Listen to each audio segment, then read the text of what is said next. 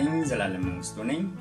ይድረስ ለዘማሪዎች የተሰኙ ሁለት ሲዲዎች ቁጥር 1 በ2006 በፈረንጆች አቆጣጠር ቁጥር 2 ደግሞ በ2009 ተሰራጭተው ነበር። በቁጥር 1 በጫረው ሂሳዊ አካሄድ ወይም ጉንተላ ምክንያት በሁለቱ ስርጭቶች መካከል በአዲስ አበባ በ2008 መጨረሻ ላይ እኔም የተሳተፍኩበት አንድ አውደ ጥናትም ተደርጎ ነበር። ከዚህ በፊት በአንድ ዌብሳይት ላይ ብዙ ወራት መወያያና መከራከሪያ ሆኖ እኔም ተጨምሬበት ብዙ ተምረንበታል። ይህ ኦዲዮ በደቀመዝሙር.com ላይ በከፊል ቀርቦ ይገኛል። አሁን በዚህ ቅርጹ ያቀረብኩት በሁለት ምክንያቶች ነው። አንደኛ ሲዲው እንዲላክላቸው ብዙ ጥያቄዎች ስለቀረቡልኝ በየጊዜው በነጠላ እየላኩ ቆይቻለሁ። በነጠላ ለሁሉም ጥያቄ ከመላክ ይልቅ በአንድ ስፍራ ማስቀመጡና ወደዚያ መምራቱ የተሻለ ስለሆነ ነው። ሁለተኛው ጉዳዩ እንደገና መነሳት መሰማት መነገር ስላለበት ነው። በአጠቃላይ ሲታይ ከትናንቱ ዛሬ መዝሙሮቻችን አለማማር ብቻ ሳይሆን አሳሳቢ ከመሆንም አልፈዋል።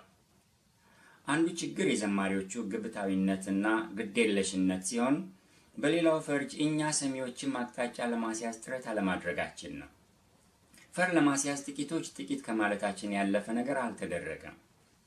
ቀደም ሲል በጠቀስኩት አውደ ጥናቱን በንግግርና በጸሎት የከፈቱልን የጊዜው የአብያተ ክርስቲያናት መሪ ለዚህ ጉዳይ በህብረቱ አንድ ኃላፊነት የሚኖረው ቢሮ እንደሚከፈት ቃል ገብተው ነበር። አልሆነም። ጥራት የጠበቀ ይዘትና መጽሐፍ ቅዱሳዊ መልእክት ያላቸው መዝሙሮች የሚያቀርቡልን የተመሰገኑ ዘማሪዎች ቢኖሩም ገለባና አረፋ የሚዘምሩ ዘማሪ ቸርቻሪዎችም በብዙ እጥፍ ተባስተዋል። ስለዚህ ሌሎችን በዚህ ጉዳይ እንዲገቡበት ለማነሳሳት ያህል እነዚህ ሲዲዎች በነበሩበት በተሰሩበት መልክ እንደገና አቅርቤያቸዋለሁ። እግዚአብሔር ለምድር ሁሉ ንጉሥ ነውና በማስተዋል ዘምሩ እንዲል ቃሉ መዝሙር 47 ቁጥር 7 በማስተዋል የምንሰማ በማስተዋልም የምንዘምር እንድንሆን ጌታ ማስተዋል ያብዛልን። ዘምሩ ለአምላካችን ዘምሩ፣ ዘምሩ ለንጉሣችን ዘምሩ። እግዚአብሔር በምድሩ ንጉሥ ነውና በማስተዋል ዘምሩ።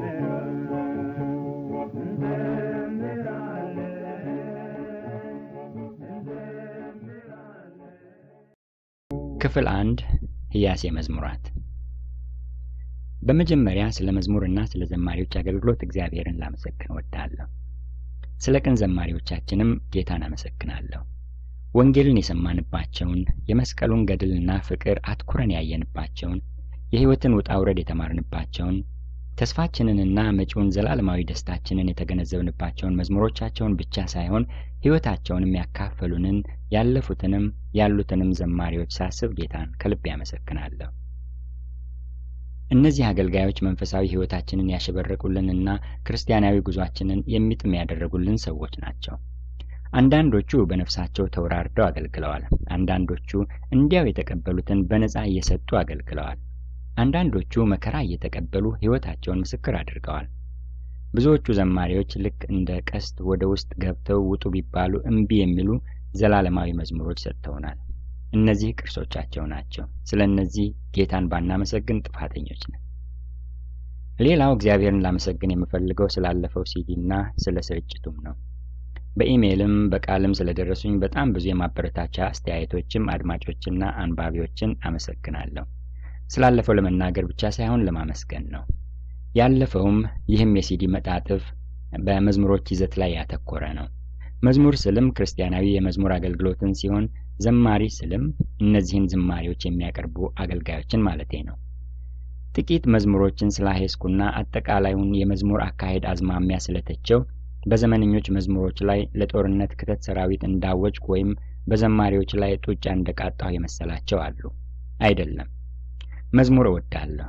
መዝሙር በሕይወቴ ትልቅ ስፍራ አለው። መዝሙር ሳልሰማ ወይም ሳልዘምር ወይም ሳላንጎራጉር ውዬ አላውቅም። በመዘምራን ቡድን ውስጥ ሆኜ ያልዘመርኩባቸው ወይም የሙዚቃ መሳሪያ ያልተጫወትኩባቸው ወይም አምልኮ ያልመራሁባቸው እሁዶች በጣም ጥቂት ናቸው። መዝሙርም መዘመርም እወዳለሁ። ባለፈው ካሄስኳቸው መዝሙሮች እንኳ አንዳንዶቹ ልነካቸው ያልፈለኳቸው ውድ መዝሙሮች አሉባቸው። በዚህኛውም እንዲሁ። መዝሙር በሕይወቴ ትልቅ ስፍራ ስላለው ነው ስሰማ እንዲያው ለመስማት ብቻ የማልሰማው። ለዚህም ነው ለመጠየቅና ለማሄስም የጀመርኩት። መዝሙር በጣም የምወደው አገልግሎት ነውና ለጥራቱ ከሚቆሙት ሰዎች አንዱ መሆን እፈልጋለሁ። ዘማሪዎቻችን ሊመሰገኑ የተገባቸው መሆኑ እውነት ነው። ሆኖም ያለፈውም ሆነ የዚህ ዝግጅት ግብ ግን ማመስገን ሳይሆን ማሄስ በመሆኑ ስራው በአንዱ ገጽታ ብቻ እንዲያተኩር አድርጎታል። በመዝሙር መስክ ባለፉት ዘመናት አስመስጋኝ አገልግሎት ታይቷል። ጥረቱም ውጤቱም አመርቂ ነው። የዚህ አገልግሎት ጥራት ተጠብቆ እንዲዘልቅ ደግሞ ጎሽ ከማለት ጋር አብሮ መስፈሪያዎችና የፍተሻ ኬላዎች መኖር አለባቸው። እኔ ላደርግ የሞከርኩት ወይም እያደረግኩ ያለሁት ይህንን ነው። በዚህኛው አሁን በቀረበውና ባለፈው መጣጥፍ መካከል በኢትዮጵያ በጥቅምት 2001 በዚህ አገልግሎት ላይ የተደረገ ወርክሾፕ ነበረ። በዚያ እኔም ከሀተታ አቅራቢዎች አንዱ ነበርኩና እዚያ ያቀረብኳቸውን ጥቂት ነጥቦች በዚህኛው ውስጥ ላካትት እሞክራለሁ። ላለፈው መጣጥፍ ምላሽ። ወዳለፈው ሲዲ በመጠኑ በመመለስ ጥቂት ቃል ልናገር። በተመሳሳይ ይዘት የቀረቡ ሊኖሩ ቢችሉም ይህኛው በአቀራረቡ ስልት የመጀመሪያው ነው። ለማንበብ የማግኘቱ እድል የጠበበ ይሁን እንጂ በጽሑፍ ብዙ እንደተባለ ገምታለሁ። በጥቂት መጽሔቶች በጽሑፍ የቀረቡ ትችቶችን አንብቤያለሁ። ስለ መጣጥፉና ስለ ሲዲው በጥቂት የቃልና የኢሜል አስተያየቶች ውስጥ አሉታዊ መልእክቶች አግኝቻለሁ። የስሚ ያገኘኋቸውን በቀጥታ ስላልተነገሩኝና ከእጅ ወደ እጅ ሲተላለፉ ቃናቸው ስለሚቀየር ልለፋቸውና የተቀሩት በርካታ አስተያየቶች በመላው እሰይ አበጀህ የሚሉ የምስጋና ናቸው። አንድ የቤተ ክርስቲያን መሪ እንዲያውም የቤተ ክርስቲያኒቱ መዘምራን ካሴት የማስቀረጽ ቀጠሮ ይዘው ሳሉ ይህን በማግኘታቸው ቀረጻው ተላልፎ ከዚያ በፊት መዝሙሮቹን በሙሉ በመከለስና በመፈተሽ ላይ መሆናቸውን ከምስጋና ጋር ጽፎልኛል። አልሆነም እንጂ ከምስጋናው ይልቅ ነቀፌታውን ነበር የጠበቅኩትም ባለአድራሻዎቹ ዘማሪዎቹ ስለሆኑና ወቀሳ ደግሞ በባህላችን ከቶም ያልተለመደና የማይወደድ ስለሆነ ነው። አሉታዊ ያልኳቸውን አስተያየቶች በሶስት ፈርጅ ቋንቋ፣ አቀራረብና ይዘት ብዬ ሳቀርባቸው የሚከተሉትን የያዙ ናቸው። አንደኛ፣ ቋንቋው ጠንካራ ነው። አንዳንድ ቦታም ተራ ነው። ዲፕሎማሲ ያንሰዋል። ለምሳሌ እንደ ፌንጣ እየተፈናጠሩ ሳር የሚል መዝሙር፣ መደዴ ወዘተ ስድብ ይመስላሉ። ሁለተኛ፣ አቀራረቡ ወራሪና አስበርጋጊ ነው። ገና ሲጀምር በቡጢ መደባደቢያ መድረክና በቡጢ ነው የሚጀምረው። የቀደሙትን አገልጋዮችና የአሁኖቹንም በማመስገንና ጠንካራ ጎናቸውን በማሞገስ አልጀመረም። የዮሐንስ ራእይ እንኳ የሚነቅፍባቸውን ነገር ሲናገር የሚመሰገኑበትን ዝርዝር በማስቀደም ነው የጀመረው። ያንተ ግን ጀምሮ እስኪጨርስ የወቀሳ ናዳ ነው። ሶስተኛ፣ ይዘቱ ስህተት መጠቆም ብቻ ነው፣ ማስተማር ላይ ሳይሆን ግድፈት ማሳየት ብቻ ነው የሚሉ ናቸው። አስተያየቶቹን ስፈርጃቸው ነው 3 ቦታ የወደቁት እንጂ በቁጥር 3 ብቻ አይደሉም። 3ቱም ፈርጆች ግን ትልልቅና በጣም ጥሩ ሐሳቦች የያዙ ናቸው። ስለ እነዚህ 3 ነጥቦች ይህን ማለት እፈልጋለሁ። የመጀመሪያው አቀራረቡ ነው። አቀራረቡ አስበርጋጊ ሊመስል ወይም ሊሆን ይችላል። ይህ የሆነው በመስኩ ብዙ ልምድ ስለሌለንና መተቸት ኃጢአት ስለሚመስለን ነው። አንድ ወንድም በቃል ሌላ ወንድም ደግሞ በመጽሔት ላይ በተጻፈ መጣጥፍ ስንተች ወይም ስንወቅስ ጌታን መምሰል አለብን፣ በተለይም በራእይ 2 እና 3 የተናገረውን ብለዋል። እርግጥ በራእይ መጽሐፍ ከ7ቱ አብያተ ክርስቲያናት 2ቱ መልካም ብቻ፣ 3ቱ መልካምና መጥፎ እና አንዷ ወይም 2ቱ መጥፎ ብቻ የተጻፈባቸው ናቸው። የሚመሰገን ነገር ለሌላት ቤተ ክርስቲያን ወቀሳውን ለማለዘብ ተብሎ የሙገሳ ቃል አልተፈለገላትም። ይህ እንግዲህ ራእይ 2 እና 3ን ብቻ ካየን ነው። የቤተ ክርስቲያን ሁኔታ ከአንዷ ወደ ሌላዋ እንደሚለያይ በአንድ ቤተ ክርስቲያን ውስጥም ብዙ አይነት ሰዎች መኖራቸውን አንክድም። በነገራችን ላይ የራእይ መልእክት በተቀባዩ ሰው ነጠላ ሰው ነው፣ መልአክ ይለዋል፣ መሪ ወይም መጋቢ ላይ ያነጣጠረ ነው። ለዚህም ነው እናንተ ሳይሆን አንተ እያለ የሚናገረው። አንዲትም ቤተ ክርስቲያን ነጥለን ብንወስድ ጥሩም መጥፎም ፍሬም ገለባም እንደሚወሳ ሁሉ አንድ ዘማሪ ወይም ዘማሪት ላይ ብናተኩር ይህንን ማድረግ ግዴታ ነው። ማለት በአንድ ዘማሪ ስራ ላይ ብናተኩር እንደ ገለባ ሁሉ ፍሬውንም ማውሳት ተገቢ ነው። አስተያየቱ ቀና ቢሆንም የኔም መዝሙሮች ሂስ አቀራረብና የራእይ መጽሐፍ ደብዳቤዎች ለየቅል ናቸው። መጽሐፍ ቅዱስ በሌሎች ቦታዎች ሳያመሰግን የወቀሰባቸውን ጊዜዎችም አንዘንጋ። የተመሰገነ ሕይወትና አገልግሎት ያላቸው ዘማሪዎች መኖራቸውና ምስጋና መገባቱ እውነት ነው። በእውነቱ እንዲህ ያሉት ዘማሪዎች ምስጋናና ውዳሴ ለማካበት የሚስገበገቡ ባይመስለኝም አስመስጋኝ አገልግሎት መኖሩን ሁላችንም እናውቃለን። እኔም አልክድም። በአንድ ዘማሪ ብቻ ላይ አትኩሬ ቢሆን ኖሮ ይህን አደርግ ነበር። የኔ ጽሑፍ ግን ሂስ ወይም ህያሴ ነው፣ ትችት ነው። ደግሞም በአንድ ዘማሪ ወይም በመዝሙሮቹ ላይ የተሰራ ሳይሆን በተለያዩ ዘማሪዎች የተሳሳቱና የሚያሳስቱ አንዳንድ ስንኞች ወይም አካሄዶች ላይ ያተኮረና የተሰነዘረ ፍተሻና ማበራየት ነው።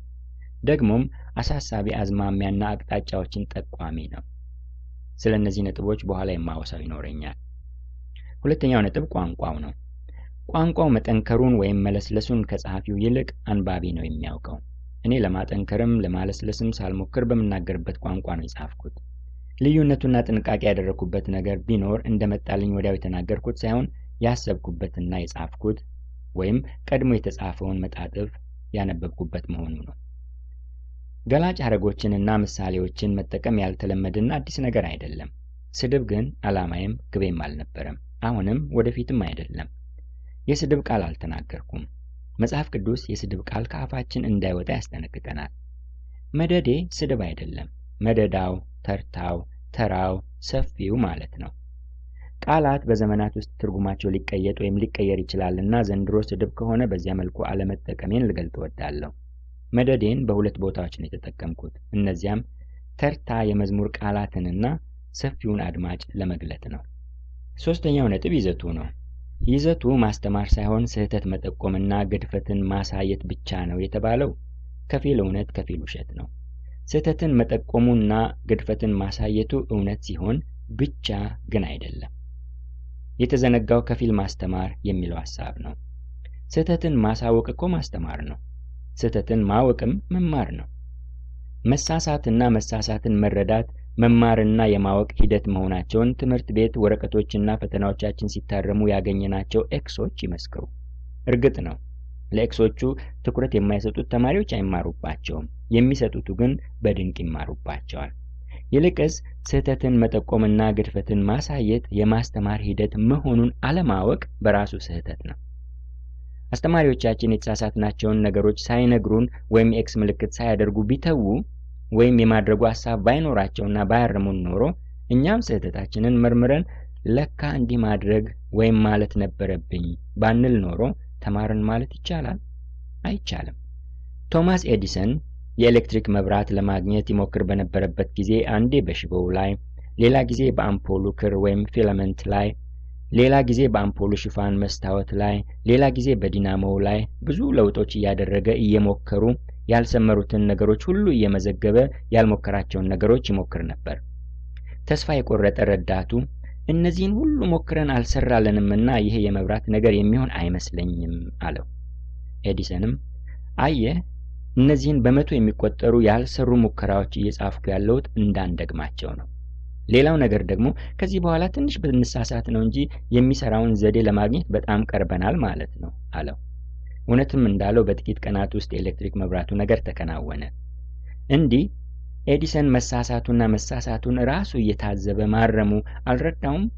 ከስህተቱስ አልተማረም? መሳሳት ነውር አይደለም። ስህተትን አለማወቅና አለማረም ወይም አለመታረም ግን ጉዳት አለው።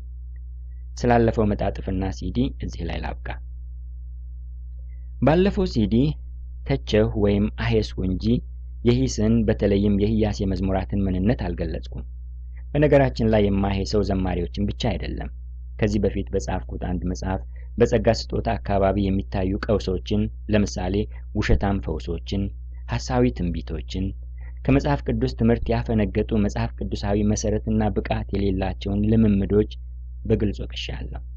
በቅርቡ በታተመ ሌላ መጽሐፍ ደግሞ ሰባኪዎችንና በስብከት ዙሪያ የሚታዩ ፈር የጣሱ አተረጓጉሞችን በማሄስና ለናሙናም 2 ሰባኪዎችንና ስብከቶቻቸውን ወስጄ ጠለቅ ያለ ብርበራ አድርጌያለሁ።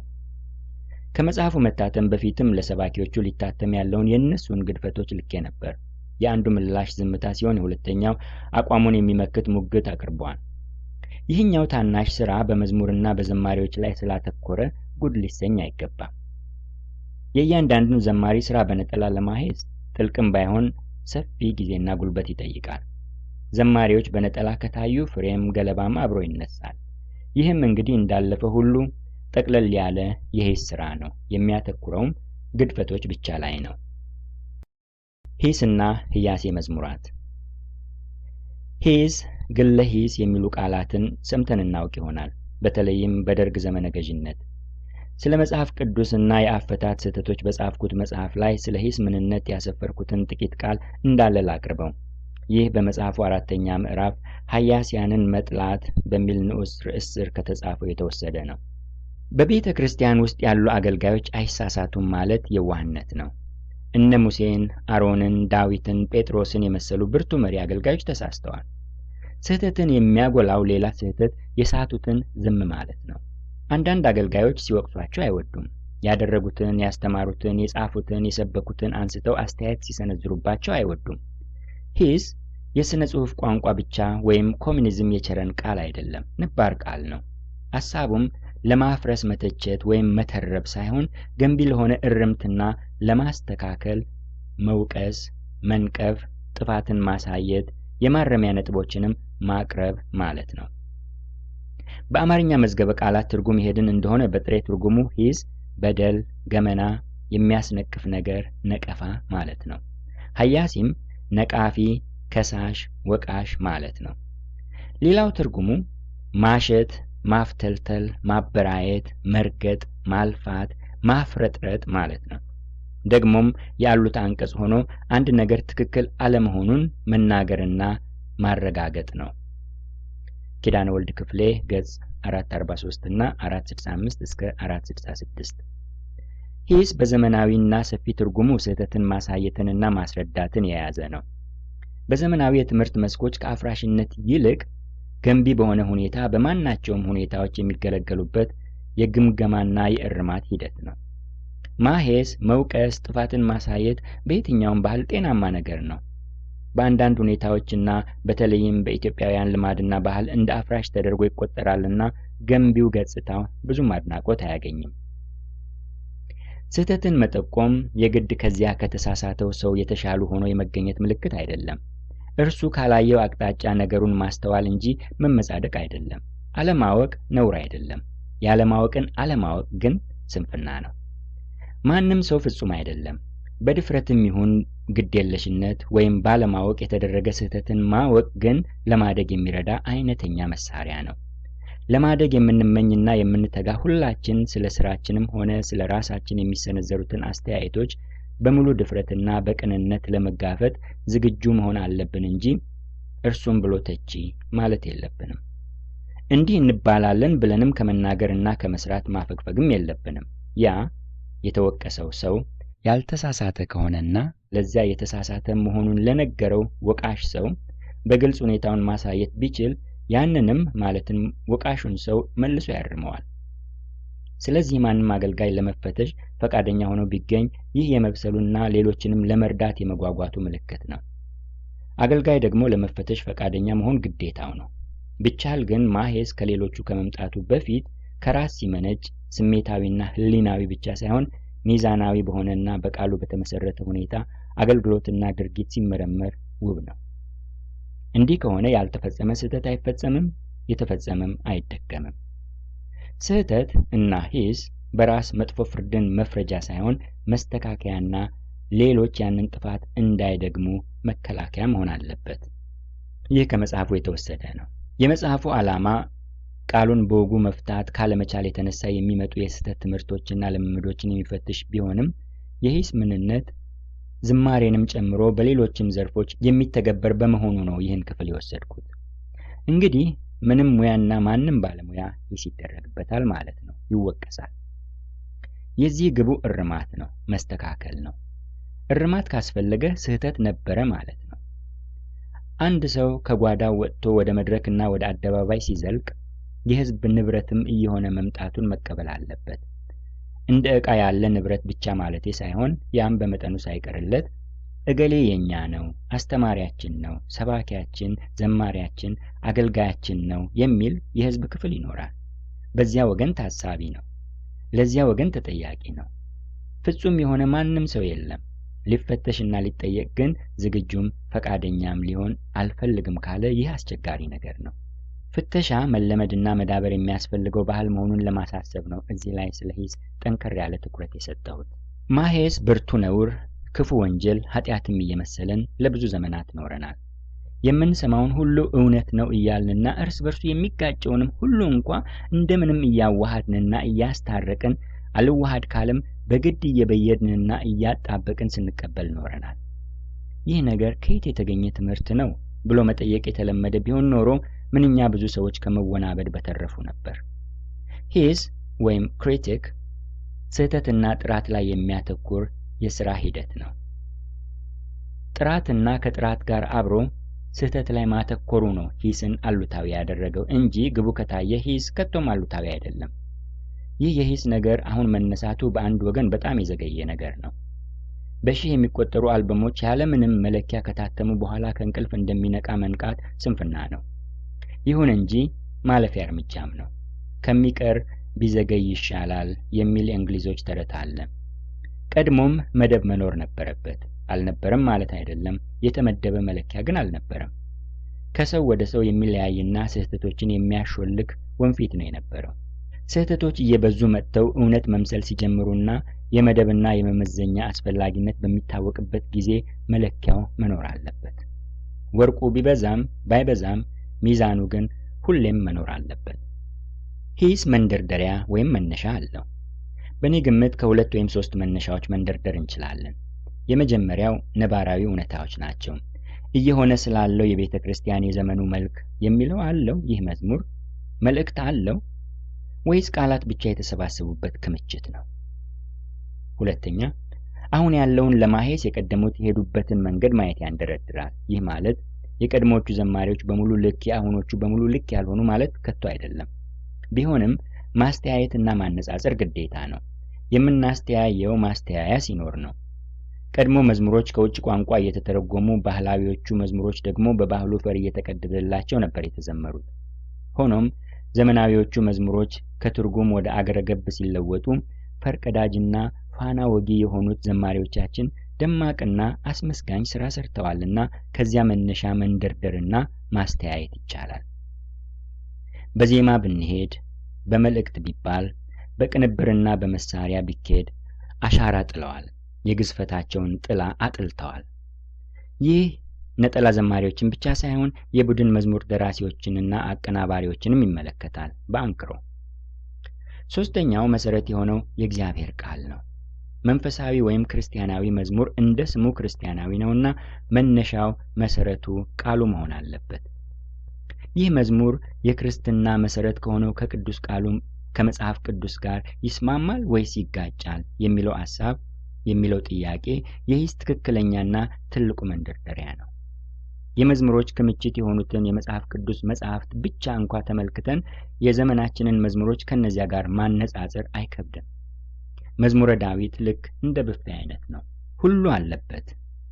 ድል፣ ሽንፈት፣ ብርታት፣ ገመና፣ ጠንካራ ትምህርት፣ በልምድ የተለወሰ ምክር፣ ከውስጥ ፈንቅሎ የወጣ ስሜትም አለበት። በመጽሐፍ ቅዱስ ውስጥ የሚገኙ መዝሙራት ለዘማሪዎች ጥሩ ምሳሌና ሁነኛ አብነት ቢሆኑም እነዚያ በመንፈስ ቅዱስ መሪነት የተጻፉና የእግዚአብሔር መንፈስ ያለባቸው ናቸው። ሆኖም ይዘታቸው የበረከትና የመሳካት ብቻ አይደለም። ሂስ ሌላው ነጥቡ የቅርብና የሩቅ ግቦች አሉት። የቅርብና የፍጥነት ግቡ ጥፋትንና ስህተትን መንቀስ ነው። የሩቅና ዘላቂ ግቡ ደግሞ የጠራና የጸዳ ውጤትንና ምርትን ማቅረብ ነው። ማሞካሸትና ማሞገስ ዋና ተግባሩ አይደለም።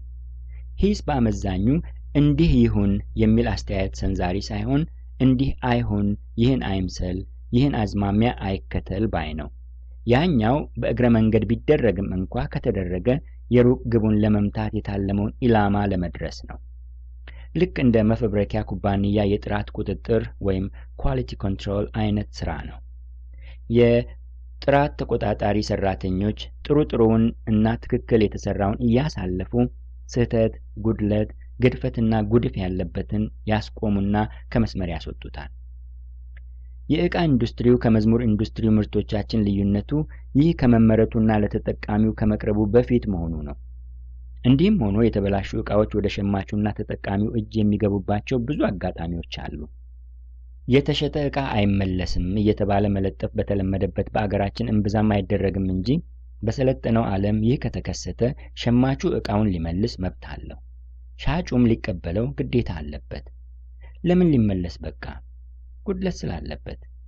ለምን ጉድለት ኖረው? በጥንቃቄ እጦት። ለምን ጥንቃቄ ጠፋ? በቁጥጥርና ፍተሻ አለመኖር። ከጥራት ቁጥጥር አምልጠው የተመረቱ አንዳንድ የተበላሹ ምርቶች እንዲያውም በአምራቹ ኩባንያ በራሱ እንዲመለሱ ይደረጋሉ። በሰለጠነው ዓለም በዚህና በዚህ ዓመተ ምህረት የተሰሩት እንዲህና እንዲህ የሚባሉ መኪናዎች ይህ ችግር አለባቸውና ወደ ኩባንያው ጣቢያ እየወሰዳችሁ ዕቃው ይለወጥላችሁ፣ ወይም ይህ መድኃኒት እንዲህ ያለ የጎንዮሽ መዘዝ አስከትሏልና ያልተሸጠው ከየሱቁ መደርደሪያ እንዲመለስ እንዲወገድ፣ የገዛችሁም እንዳትጠቀሙ ይባልና ይመለሳል። የኛዎቹ መዝሙሮች ግን በተለይም ከቅርብ ጊዜ ወዲህ በጅምላ እየተመረቱ ያሉት ብዙዎቹ የጥራት ቁጥጥር ቀርቶ ሙከራውም ያልዳሰሳቸው ሽታውም ያልነካቸው ናቸው። ግድፈት ያለባቸው መዝሙሮች ይመለሱ ቢባል ከብዙዎቹ ሲዲዎች 1 ወይም 2 መዝሙሮች ብቻ እየቀሩ የቀሩት ለዘማሪዎቹ ይመለሱ ነበር። ባለፈው ስርጭትና በዚህም ስለ መዝሙሮቻችን እየተደረገ ያለው ይህ ልክ እንደ ኳሊቲ ኮንትሮል ስራ ያለ ነገር ነው። ሊደረግ የተሞከረው ምንም ምርቱ ቀድሞውኑ ገበያ ላይ ቢውልም እንኳ የጥራት ቁጥጥር አይነት ስራ ነው። ግቡም ይህን መሳይ ስህተቶች እንዳይደገሙ ነው። ማመስገንና ማበረታታት መልካም ቢሆንም የጥራት ተቆጣጣሪዎች ስራ ማመስገን ሳይሆን ጉድፍንና እንከንን ማጥራት ነው። ማመስገንና ደሞዝ መጨመር፣ እድገት መስጠትና እርከን ማስረገጥ፣ መሾምና መሸለም የአለቃውና የአስተዳዳሪው ስራ ነው። የማመስገንን ተገቢነት ሳልዘነጋ ይህ አይነቱ ስራ የጥራት ፍተሻና የሂስ መሆኑን እንደገና ላሳስብ እወዳለሁ። ስለዚህ አድማጮችም ዘማሪዎችም ይህንን እንድትገነዘቡልኝ እወዳለሁ። ሂስ በባህሪው እንዲህ ያለውን የስህተት አካሄድና አዝማሚያ የማረም ሂደት በመሆኑ መታረምን የማይፈልጉ ሰዎችን የሚያስቆጣ ተፈጥሮ አለው። አንድ ወጣት የአምልኮ መሪ ያለፈውን ሲዲ ካዳመጠ በኋላ አስተያየቱ ይህ ያስደነብረኛል እንጂ አያርመኝም፣ አይመልሰኝም የሚል ነበር። የሚያስደነብር ነገር ከኖረ መደንበር አስፈላጊና ትክክለኛ ነገር ነው። መደንበር ብዙ ጊዜ ከብቶች እንግዳ ነገር ሲያዩ የሚያደርጉት ምላሽ ነው። አውሬ ካዩ ወይም ሞተር ብስክሌት ሲያዩ አውሬ ይመስላቸውና በርግገው ራቅ ይሉና ቆም ብለው ሰላም ከሆነ ወደ ተግባራቸው ወደ ግጦሻቸው ይመለሳሉ። ሽብር ከሆነም ራሳቸውን ለመጠበቅ ሽሽታቸውን ይቀጥላሉ። የሚያስደነብር ነገር ከኖረ መደንበር ተገቢና ጤናማ ነገር ነው። ሲዲው አስደንብሮ ከሆነ ጥሩ ነው። ያስደነበረው ነገር ወይ አውሬ ነው ወይም ብስክሌት ነው። አይመልሰኝም ላለው ግን የምለው የለኝም። መመለስ ወይም መፈርጠጥ የአድማጩ ምርጫና ውሳኔ ነው። ይህ ወጣት ላለመታረም ወይም ላለመመለስ ወስኖና አምርሮ በዚያ መንገድ ቀጥሎ ከሆነ እስኪመለስ መጠበቅ ነው። ግን ከዚህ በኋላ በርጠሜዎስን በርተሎሜዎስ ወይም አርያምን ጸባኦት እያለ የሚዘምር አይመስለኝም። ይህን ካደረገም በቂ ነው። የዚያ ሲዲ ዝግጅት ግብም ይኸው ነበር። የመዝሙር ምንነት ከሂስ ምንነት ጋር ተያይዞ ሳይነሳ መቅረት የሌለበት ሌላ ነጥብ የራሱ የመዝሙር ምንነት ነው። መዝሙር ምንድን ነው? መዝሙር ጥበብ ወይም ኪነ ጥበብ ነው? ሙያና ስራ ነው? ንግድና ገንዘብ ማግኛ ነው? ወይስ አገልግሎት ነው? ወይስ ከተጠቀሱት የጥቂቱ ቅይጥ ነው? ከነዚህ ከተጠቀሱት ነገሮች በአንዱ ወይም በሌላው መፈረጁ የምንሰጠውን ትርጓሜ ማቅለም ብቻ ሳይሆን የይዘቱንም ምንነት ይወስነዋል ወይም ይለውጠዋል። ከመዝሙር ጋር የጠበቀ ቁርኝት ያላቸው ሰዎች መዝሙርን ከነዚህ በአንዱ ቅይድ ውስጥ ያስቀምጡታል። እኔም እንደ ሕያሴዎች ጸሐፊ በአንዱ ማስቀመጥ ይጠበቅብኛል። መዝሙር ማለትም ክርስቲያናዊ መዝሙር በአጭር ቋንቋ አገልግሎት ነው። ዓላማ ያለው ግብ ያለው አገልግሎት ነው። ወደ እግዚአብሔር በውዳሴ ወደ ሰዎች በማነጽና በመጥራት ወደ ራስ ውስጥም በአምልኮና በጸሎት የሚያመለክት አገልግሎት ነው። መዝሙር አገልግሎት ነው። አገልግሎቱ መጽሐፍ ቅዱስንና መጽሐፍ ቅዱሳዊ ስነ መለኮትን የተንተራሰ የማነጽ አገልግሎት ነው። ስሜትን ማሟሟቅ አይደለም። ያላመኑትን ወደ ክርስቶስ የሚጠራና የሚጋብዝ፣ ያመኑትን እንደ ስብከት፣ እንደ ትምህርት፣ እንደ ትንቢት፣ እንደ ተግሳጽ፣ እንደ ምክር አገልግሎት ሁሉ የሚያንጽ፣ ከጌታ ጋር ያለንን ግንኙነት የሚያጠነክር አገልግሎት ነው። መሰረቱ ቃሉ ነውና ከቃሉ ጋር መጋጨት የለበትም። ማዕከሉና ትኩረቱ ጊዜያዊው ሳይሆን ዘላለማዊው መሆን አለበት። ከዚህ በቀጠለ ደረጃ መዝሙር ኪነ ጥበብም ነው። ይህ ግን አገልግሎትነቱን ሳይጥል መሆን አለበት። ከጣለና እንደ ጥበብ ብቻ ከተወሰደ ከማዝናኛና ከኪነት ወይም ከህብረት ትርኢት የተለየ ላይሆን ነው። ጥበብነቱ ደግሞ የጠራና የሰከነ የላቀና የጠለቀ መሆን አለበት። ይህ መሳሪያንም ቅላጼንም ዜማንና ቅንብርንም ስንኞችንም ይዘቱንና መልእክቱንም የተመለከተ ነው።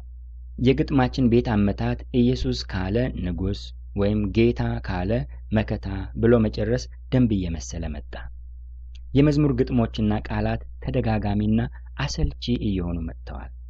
ለዚህ ሳይሆን አይቀርም ብዙ ዘማሪዎች ቃላት ባገኘሁና እልፍ ልሳን በኖረኝና ማመስገኛ ቃላት አጣሁ ወዘተ እያሉ የሚዘምሩት። ቃላት አጥተው ግን መዘመር አልተውም። እውነት ቃላት አጡ ወይስ ጥረትና ጊዜ አጡ? ጥበብ ጥረት ይጠይቃል፣ ጊዜ ይጠይቃል። ያንጎራጎርነው ሁሉ መዝሙር ሆኖ መታተም አይገባውም። አቅሙ የለውማ። ይህ ቃላትን ብቻ ሳይሆን የሙዚቃ ቅንብርንና ዜማንም ድምፅንም ይመለከታል። የመዝሙሮች ይዘት መውረድ መንስኤዎች።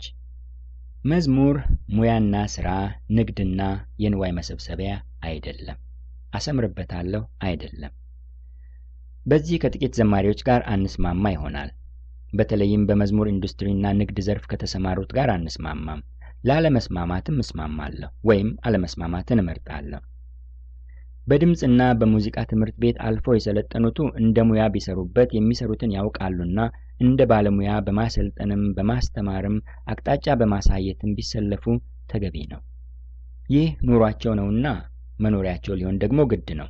ደግሞም ቤተክርስቲያን የዘማሪዎችን ስጦታ፣ ችሎታ፣ ዝንባሌና ጸጋ አስተውላ እንደ አገልጋይ ብታሰማራቸውና የሚያስፈልጋቸውንም ብታደርግላቸው ይህ ተገቢ ነው። እንደ ሙሉ ጊዜ አገልጋዮች ያሰማርታቸው ከሆነ ደግሞ የሚያስፈልጋቸው ብቻ ሳይሆን የሚገባቸው መደረግ አለበት። በተረፈ ግን ገንዘብን ኢላማ አድርጎ ወደ ብር እየተዘረጉ መምዘግዘግ አገልግሎቱ አሁን እየወደቀ ወዳለበት እየገፋ ይጥለዋል፣ በወደቀበትም ይረጋግጠዋል። የበርካታ ዘማሪዎች ከመጀመሪያ አልበም በኋላ የሚከተል ማዘቅዘቅ ከገንዘብም ጋር የተያያዘ ነው። የመጀመሪያው በጸሎት ተለውሶ ይወለድና ቀጣዮቹ የገንዘብ መስሪያ ይሆናሉ። የሚሰራው ገንዘብ ደግሞ ትንሽ ስላልሆነ ቀያይጦም አቀጣጥኖም ቶሎ ቶሎ ብሎም ይመረታል። የጥራቱ ጉድለት ከቃሉ ጋር መጣረስን ሲያስከትል የፈዘዘው አድማጭ ምን እየሆነ ነው እንዲል የማንቂያ ደወል ማሰማት አስፈላጊ ነው። ከዚህ ተያይዞ የሚወሳው ሐሳብ መዝሙር መዝናኛና መስተንግዶ ነው ወይስ አምልኮ የሚለው ነው። ዛሬ መዝሙሮችና ዘማሪዎች እንደ ኪነትና ህብረት ትርኢት ያለ መልክ እየያዙ እየመጡ ነው። ይህ በሰርግና በልደትና በመሳሰሉት በዓላት የሚደረጉትንም ይጨምራል። አምልኮና ስብከተ ወንጌል ግቡ ከሆነ ምንም ችግር የለበትም። እንዲያውም በአጋጣሚው ሁሉ ወንጌል እንዲተላለፍ ሊበረታታም ይገባል። ከዚህ ሌላ ከሆነ ግን ችግር አለበት።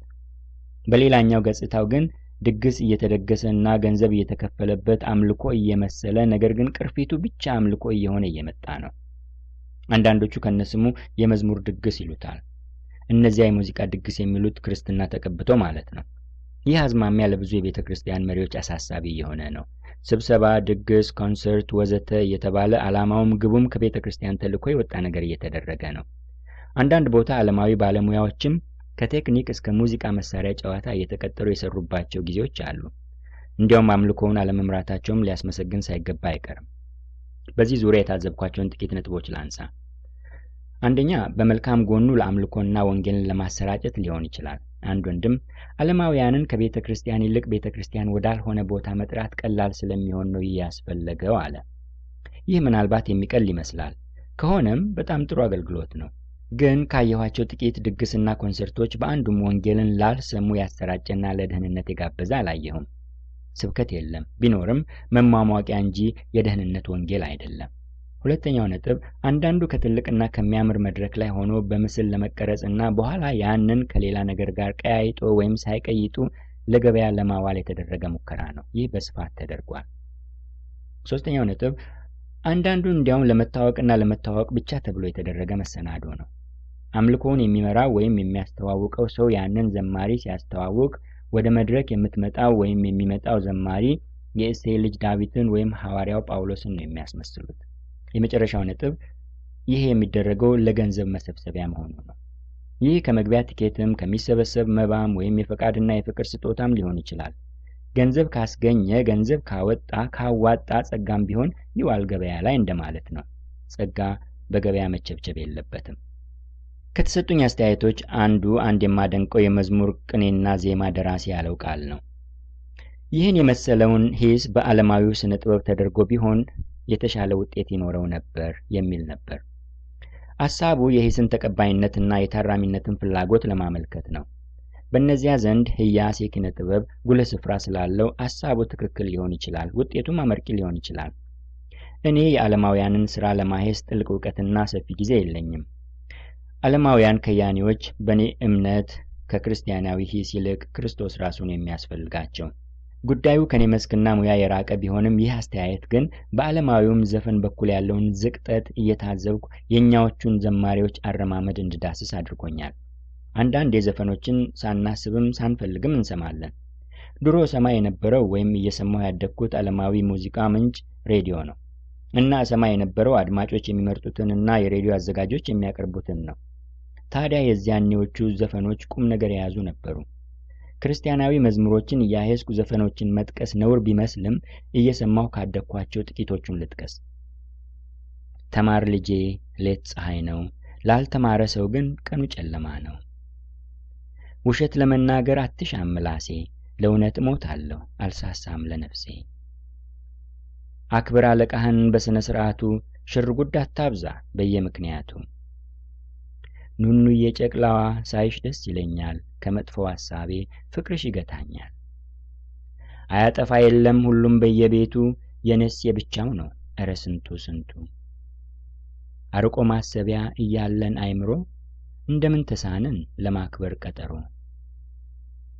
ጋብቻ ክቡር ነው ወረት ያልዳሰሰው፣ የእናት ውለታዋን ባወሳ ወዳለሁ። ማየት መልካም ሁሉን እይ፣ ግን በትዳር ቀልዱን ተይ።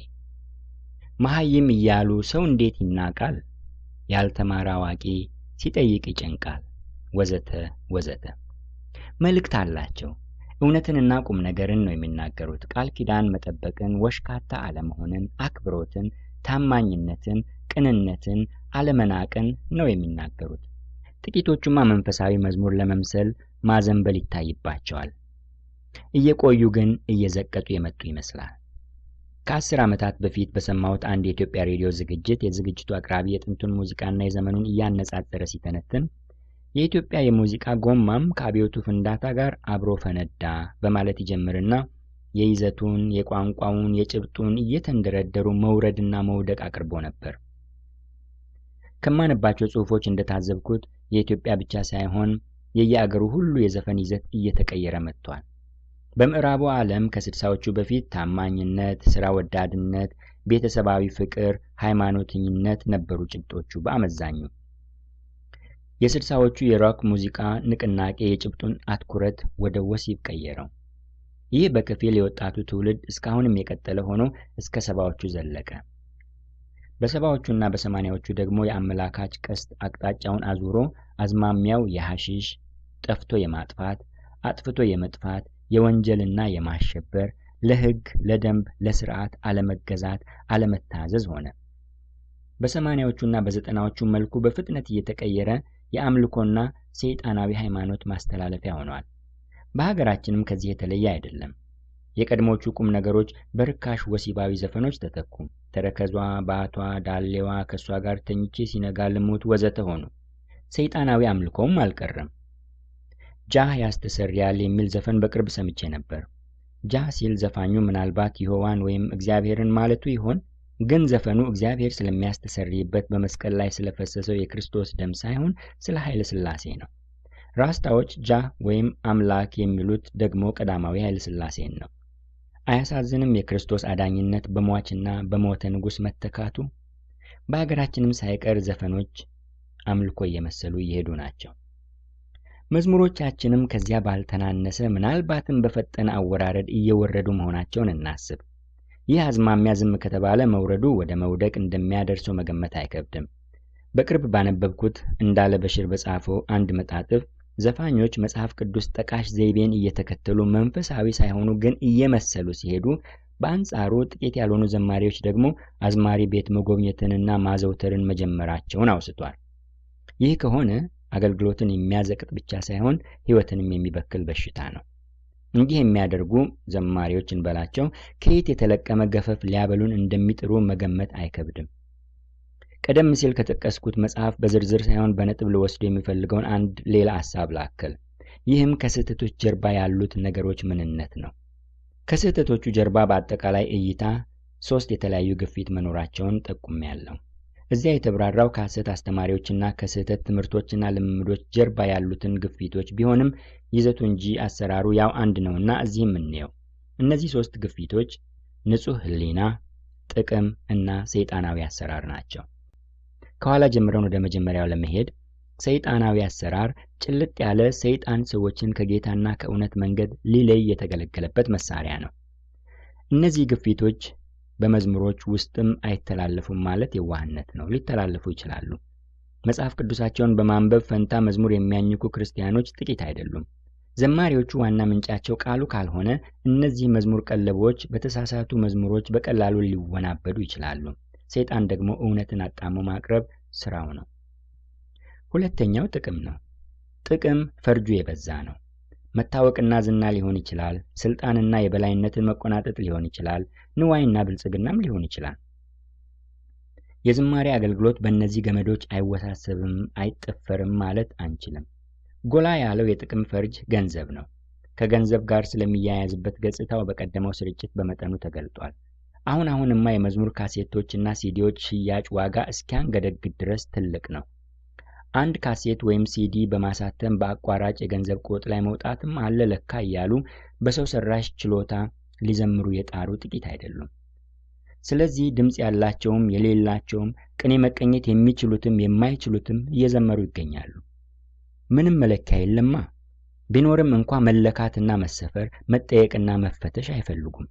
ይህ የገንዘብ መጠን የንዋይ ፍቅር የሌላቸው እንዲኖራቸው ያላቸውም እንዲገፉበት አያደርግም ማለት አሁንም የዋህነት ነው። ከገንዘብ ጋር በተያያዘ መልኩ አንዳንድ ዘማሪዎች አገልጋይ ሳይሆን ባለሙያ እስኪመስሉ ድረስ የሚያስተዛዝቡ ሁኔታዎችም እየታዩ ናቸው። በድግስ ቤትና በሰርግ ቦታዎች የአዝማሪ ሙያ መተኪያ እየሆኑ ናቸው። ማምለክና ማስመለክ ተገቢነቱ አልጠፋኝም፣ ግን ጫን ያለ የገንዘብ ቀብድ ካልተያዘ ወይም እጅ በእጅ ካልተከፈለ አገልግሎቱ ስራው ቢባል ይሻላል ወይም ሙያው አይፈጸምም። ሶስተኛው ንጹሕ ሕሊና ነው።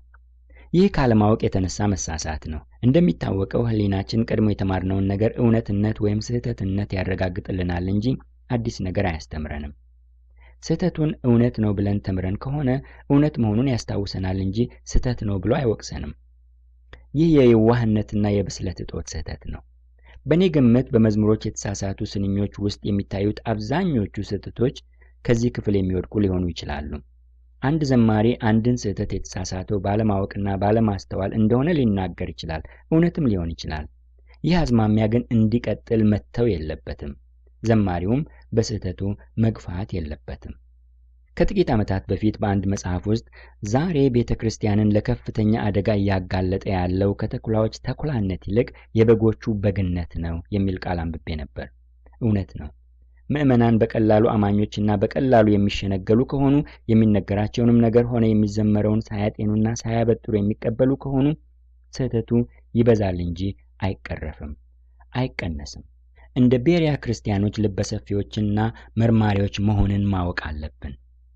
መዝሙሮችን እንደ መዝናኛና መስተናገጃ ብቻ መቁጠር አንድ ነገር ነው። የምናመልክበት፣ ትምህርት የምንቀስምበትና ከእግዚአብሔር ጋር የሚኖረንን ግንኙነት የምናጠነክርበትና የምናስውብበት መሳሪያ ነው የምንል ከሆነ ግን ይዘቱን ማጤን አለብን እንጂ በየዋህነት ሳር መስሎን ከሳር በታች የሆነ ነገር መብላት በግነት ሳይሆን ከበግም በታች መሆን ነው። ቃሉ በማስተዋል እንድንዘምር ያሳስበናል። በማስተዋል ማድመጥም አለብን። ሌላው የበጎች በግነት ገጽታ ዘማሪዎችን ያለ አግባብ ማሞካሸትና የሌላቸውን ከአገልግሎታቸውና ከአቅማቸው የበለጠ ስፍራና አገልግሎት መስጠት ነው። በአንዳንድ ጉባኤ ለመዘመር የመጣ ዘማሪ መዝሙሩን መንደርደሪያ ብቻ አድርጎ ሰባኪ መሆን ሲቃጣው ይታያል። አንዳንዱ ሰባኪ ደግሞ ከመስበኩ በፊት መዝሙርን አስታኮ አምልኮ በማስመሰል ጉባኤውን በሽብር ሲሞላ በጥቂት ቦታዎች ታዝቤያለሁ። እነዚህ ሁለት አይነት ሰዎች አገልግሎታቸውን ቢለዋወጡ ይሻል ነበር። ይህ አጋጣሚና የአንድ ጊዜ ክስተት ሳይሆን በጥቂት ቦታዎች የተለምዶ አገልግሎት ይመስላል። የታዘብኳቸው አንዳንድ ዘማሪዎች ከመዝሙር አገልግሎታቸው ጋር አዋህደው ሊሰብኩ እንበለው የሚሞክሩት የተዘጋጁበትን ሳይሆን በጊዜው የመጣላቸውን ነገር በመሆኑ አንዳንዴ ሊያነቡ የፈለጉት ምንባብ ክፍል እንኳ እየጠፋባቸው ያላሰቡትን እያሉና ያልተጻፈውን እንደተጻፈ አስመስሎ ሲዘላብዱ ይሰማሉ። ይህን ሲያደርጉ የኀፍረት ምልክት አይታይባቸውም። ይህን ሁሉ ያልተዘጋጁበትን ድንገተኛ ነገር የሚያደርጉት ደግሞ ጉባኤው ለረጅም ሰዓት እንዲቆምና ዓይን እንዲጨፍን ገዝተው ነው። አንዳንዶቹ እንዲያውም ቁሙ፣ ጨፍኑ፣ እጆቻችሁን ዘርጉ ሲሉ የተቆጣጣሪነት ባህሪ ይታይባቸዋል።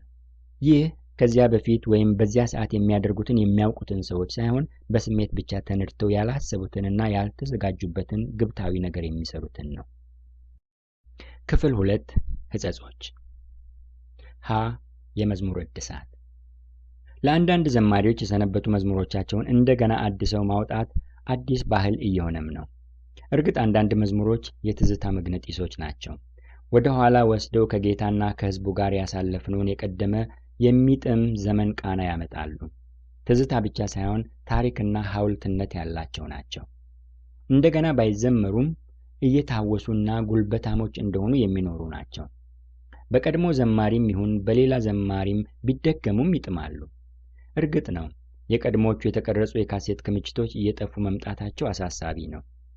ጥያቄው ግን መዝሙሮቹ ላይ ሳይሆን እንደገና መዘመራቸው ላይ ነው። አዲሱ ትውልድ ስለማያውቃቸው ለማስተዋወቅ ይሆን እንደገና መዘመር ያስፈልጋቸው? አንድ ዘማሪ ምክንያቱ አድርጎ የተናገረው ይህንን ነው። የመዝሙር አካሄድ በማሽቆልቆሉ የአሁኑን ከቀደመው ጋር ለማነጻጸር መንገድ ለመመንጠር ይሆን? ይህ ሊሆን ይችላል። ግን የቀድሞዎቹ ብቻ ሳይሆኑ የቅርቦቹም የሙዚቃ መሳሪያውን ብቻ ቀየር አድርገው መልሰው እያወጡ ናቸው። ወይም መሳ ለመሳ አዲስና ከቀድሞዎቹ ከፊሉን አዋጥተው እየዘመሩ ካሴቱን ይሸጡታል። እውነተኛው ጥያቄ ግን መዝሙርም ነጠፈና ነው መደገም ያስፈልጋቸው ወይስ ይህም የካሴት ምርትና የገበያ ሽሚያ ነው የሚለው ነው። እነዚህን ጥያቄዎች ጠያቂዎቹ ሳይሆኑ ተጠያቂዎቹ ቢመልሱት ያምራል። ከመዝሙሮቻችን ፈርቀዳጅነትና የአዲስ ነገር ጀማሪነት ወይም ኦሪጂናሊቲ እየጠፋ መምጣቱ ሳያንስ ያንኑ እንዳለ የመድገሙ አስፈላጊነት አልታየኝም። ዘማሪ ገዛኸኝ ሙሴ ስለ ዘማሪ ደረጀ ከበደ ቁጥር 9 አልበም በጻፈው መጣጥፍ ተባርኬያለሁ፣ ጥሻለሁ፣ ጠርምሻለሁ፣ በእጥፍ ቅባት ተቀብቻለሁ፣ ለየት ያለ መንፈስ ወርዶብኛል፣ ከፍታ የኔ ነው፣ ዘመኑ የኔ ነው፣ ዘወር በሉልኝ፣ ከፍታ ላይ ወጥቻለሁ፣ አመዴ ተራገፈ፣ ጌታ ለኔ አደላልኝ፣ የኔ ከማንኛችሁም ይበልጣል፣ ልዩ ነው ወዘተ የጠገብናቸው ድግምቶች ናቸው። ታዲያ ደረጀ እነዚህን እኔና እኔ የሚሉ ጆሮ አታካች ክሊሼዎቻችንን እንዲደግምልን ይሆን የምንጠብቀው ብሏል። ክሊሼ አዲስነት የጎደለው ድግግሞሽ ወይም ድግምት ነው። አዲስነት ቀድሞውኑ አልቆ መዝሙሩን በቁሙ እንዳለ መድገሙ ደግሞ ቡትቶ መጎተት እንዳይመስል። ከፈርቀዳጅነት መጥፋት ጋር የአዲስ ዘይቤ ወይም አዲስ ስልት ጀማሪነት እጦትም ይታያል። የይዘት ቅለትና ግድፈትም በጉልህ ይታያል። የይዘትን ግድፈቶች ኋላ አነሳለሁ። የይዘቱን ቀላልነት በመሳሪያ ድምፅ ጉልህነትና ብዛት ለመሸፈን የሚደረግ ግብግብም ቀላል አለመሆኑ ሊወሳ ይገባል። 10 በ20 ሜትር መሰብሰቢያ ውስጥ ለትልቅ ስቴዲየም የሚበቃ ድምፅ ማጉያ እስከ ክፈፉ ተከፍቶ የጆሮ ታምቡር መጠለዙና መልእክቱ በጩኸት መጀቦኑ በአብዛኛው የሚያመለክተው በዝማሬው ውስጥ መልእክት አለመኖሩን ነው። ቢኖርና እንዲተላለፍ የተፈለገው ያ ቢሆንማ ኖሮ ሙሉ ጉልበት በስሜት ላይ ከሚፈስበት ከመሳሪያው ከጩኸትና ዝላዩ ከመጨፈርና ከመጎድፈሩ ቀነስ አድርጎ ወደ ልብ ለሚገባው ቦታ በተሰጠው ነበር። የዜማ ድግግሞሽ። በዚህም ዝግጅት እንዳለፈው ጥቂት ናሙና መዝሙሮችን ስህተት ለማየትና ለማሳየት እፈልጋለሁ። በጣም ጥቃቅን የሚመስሉ ስህተቶች ናቸው በጣም ውብ የሆኑ መዝሙሮችን እንዲወርዱ የሚያደርጉት። አንርሳ፣ አንድ ትንሽ ትል ነው ትልቁን ዱባ የሚያበላሸው። መዝሙሮቹን በተመለከተ በዘማሪዎቹ ላይ የሚያተኩሩ ሳይሆኑ እንዳለፈው ሁሉ በአጋጣሚ ሳደምጣቸው ያገኘኋቸውና የሰበሰብኳቸው ናቸው። በቃል የጠቀስኳቸውም ስጽፍ ያስታወስኳቸው ናቸው። ባለፈው ስርጭት እንዳወሳሁት አንዳንድ ዜማዎች መቀራረብ ይታይባቸዋል። የማጀቢያ መሳሪያ ዜማማ በጣም ይመሳሰላል። ያ የመሳሪያ እና የአጨዋወት መወራረስ ነውና ይሁን እንበል። ግን የአዝማች ወይም የቁጥሮች ወይም የሁለቱም መመሳሰል ለሰሚው ጥያቄ ይፈጥራል። ጥያቄው በህሊና ውስጥ ተቀመጥ ቢሉት እሺ የማይል ሊሆን ይችላል። የተተረጎመ መዝሙር ከሆነና አንዱ መተርጎምና መዘመሩን ሳያውቅ ዘምሮ አሳትሞ ከሆነ ደህና ሳያውቅ ነው ይባላል። ካልሆነ ግን የአድማጩ ጥያቄ እየተንቀዋለለ ሊኖር ነው። ከሰማኋቸው የተወሰኑ መዝሙሮች ያደመጥኳቸውን ሁለት ተመሳሳይ ዜማዎች እነሆ። ይክበር እንላለን ለዘላለም እና ኦ ፍቅሩ ሁል ጊዜ፣ እንቅልፍ ወስዶኝ አንድ ሌሊት እና ጌታ ኢየሱስ ትዝ አልከኝ ዜማቸው አንድ ነው።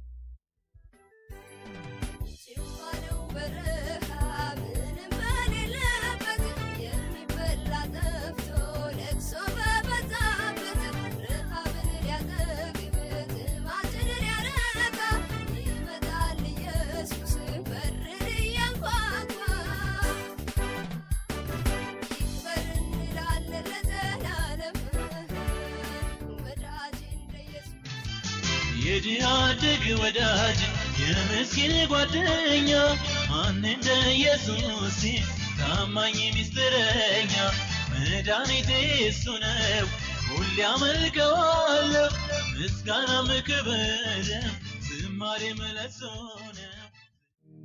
እንቅልፍ ወስዶኝ አንድ ሌሊት እማለንኩኝ እኔ ጊዜው አልቆ ይመስለኛል ፍጻሜ ዓለም ደርሶ አገልጋዮች ተንበርክከው ወድቀው ሲጸልዩ አዳኝ አይቶ አዘነና እንዲህ ሲል ሰማሁ እኔ አላውቃችሁም ከኔ ተለዩ ዘላለም ፍጹም አላውቃችሁም በኔ መመራት ትታችኋልና።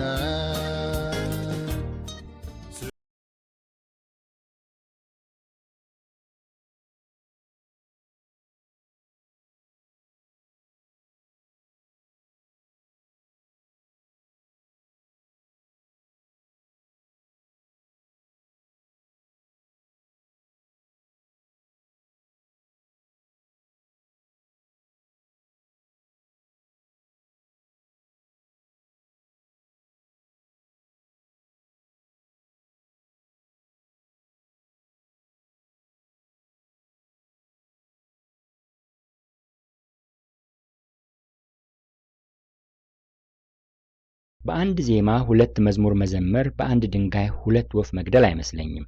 እንዲያውም በሁለት ድንጋይ አንዷን ወፍ መጨፍለቅ ሳይሆን አይቀርም። የአንዳንድ መዝሙሮች ዜማ ጭራሽ ከዘፈን የተወሰደ ነው ተብሎ የቀረቡ ሂሶችን አንብቤያለሁ። ተደርጎ ከሆነ ይህ ነውር ነው። ምን ነው? የዜማ ምንጭ ነጠፈ? ደረቀ? ለምን ከዘፈን? ለምንስ ለተረብ መጋለጥ ተፈለገ? አንድ ቀን ታክሲ ውስጥ ሆኜ አንድ ዘፈን ሰማሁ። ያገኘው አንድ ቀን ጌታዬን አየዋለሁ መዝሙር ዜማ በዘፈን ሆኖ ነው። ዘፋኙ የአዝማቹንም የቁጥሩንም ዜማ ሳይለውጥ አንድ ቀን በአካል በዓይነ ሥጋ አየሁኝ አብረን ስናወጋ እያለ ዘፈነ። ዘፋኙ እንደ ኮረጀ መረጋገጡን ሰምቻለሁ።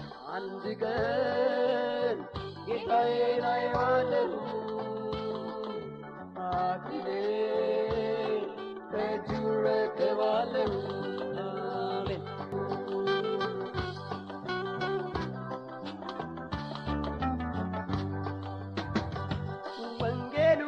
ወንጌሉን እንድሰብክ ከልቤ ቆርጬ ጌታዬ አዞኛል እስከ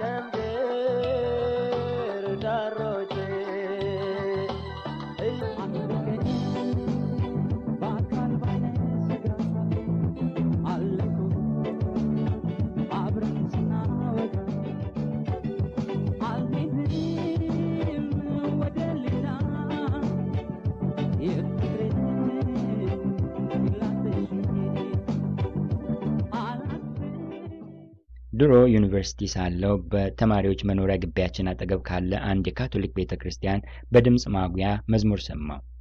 ዜማው ምንም ሳይለወጥ የዘሟል ጎራዴው ዜማ ነው። አንድ አብረን የምንማር ጓደኛዬን ጠራውና ስማ ይህን መዝሙር ዜማውን ከዘፈን ነው የወሰዱት አልኩት። እርሱም ዘፈኑ ይሆናል የወሰደው እንጂ ይሄ መዝሙር ከኔ መወለድ በፊትም የነበረ ነው አለኝ። እንደዚያ ከሆነ እውነትም ዘፈኑ ነበር የወሰደው። ዘፋኞች ወይም ዓለማውያን ቢሰርቁ አይገርመን ይሆናል፣ ቢሆንም ነውር ነው። የመዝሙሮች ዜማ መወራረስና መቀያየጥ አሁን ከሚወጡት አዳዲስ መዝሙሮች ጥቂት ያልሆኑትን ለመጀመሪያ ጊዜ ስንሰማ ለመጀመሪያ ጊዜ እየሰማን እንደሆነ እያወቅንም ይህን መዝሙር የት ነው የሰማሁት ብለን እንጠይቃለን። የሚከፋው ደግሞ የተሰማው ዜማ የመዝሙር ዜማ ሳይሆን የዘፈን ሲሆን ነው። ተውኝማ የሚለው መዝሙርና ማን እንደ እናት የሚለው ዘፈን እንዲሁም ወደሚረዳኝ አምላክ የሚለው መዝሙርና ኡኡታ አያስከፋም የሚለው ዘፈን ዜማዎች ተቀራራቢ ሳይሆኑ ተመሳሳይ ናቸው።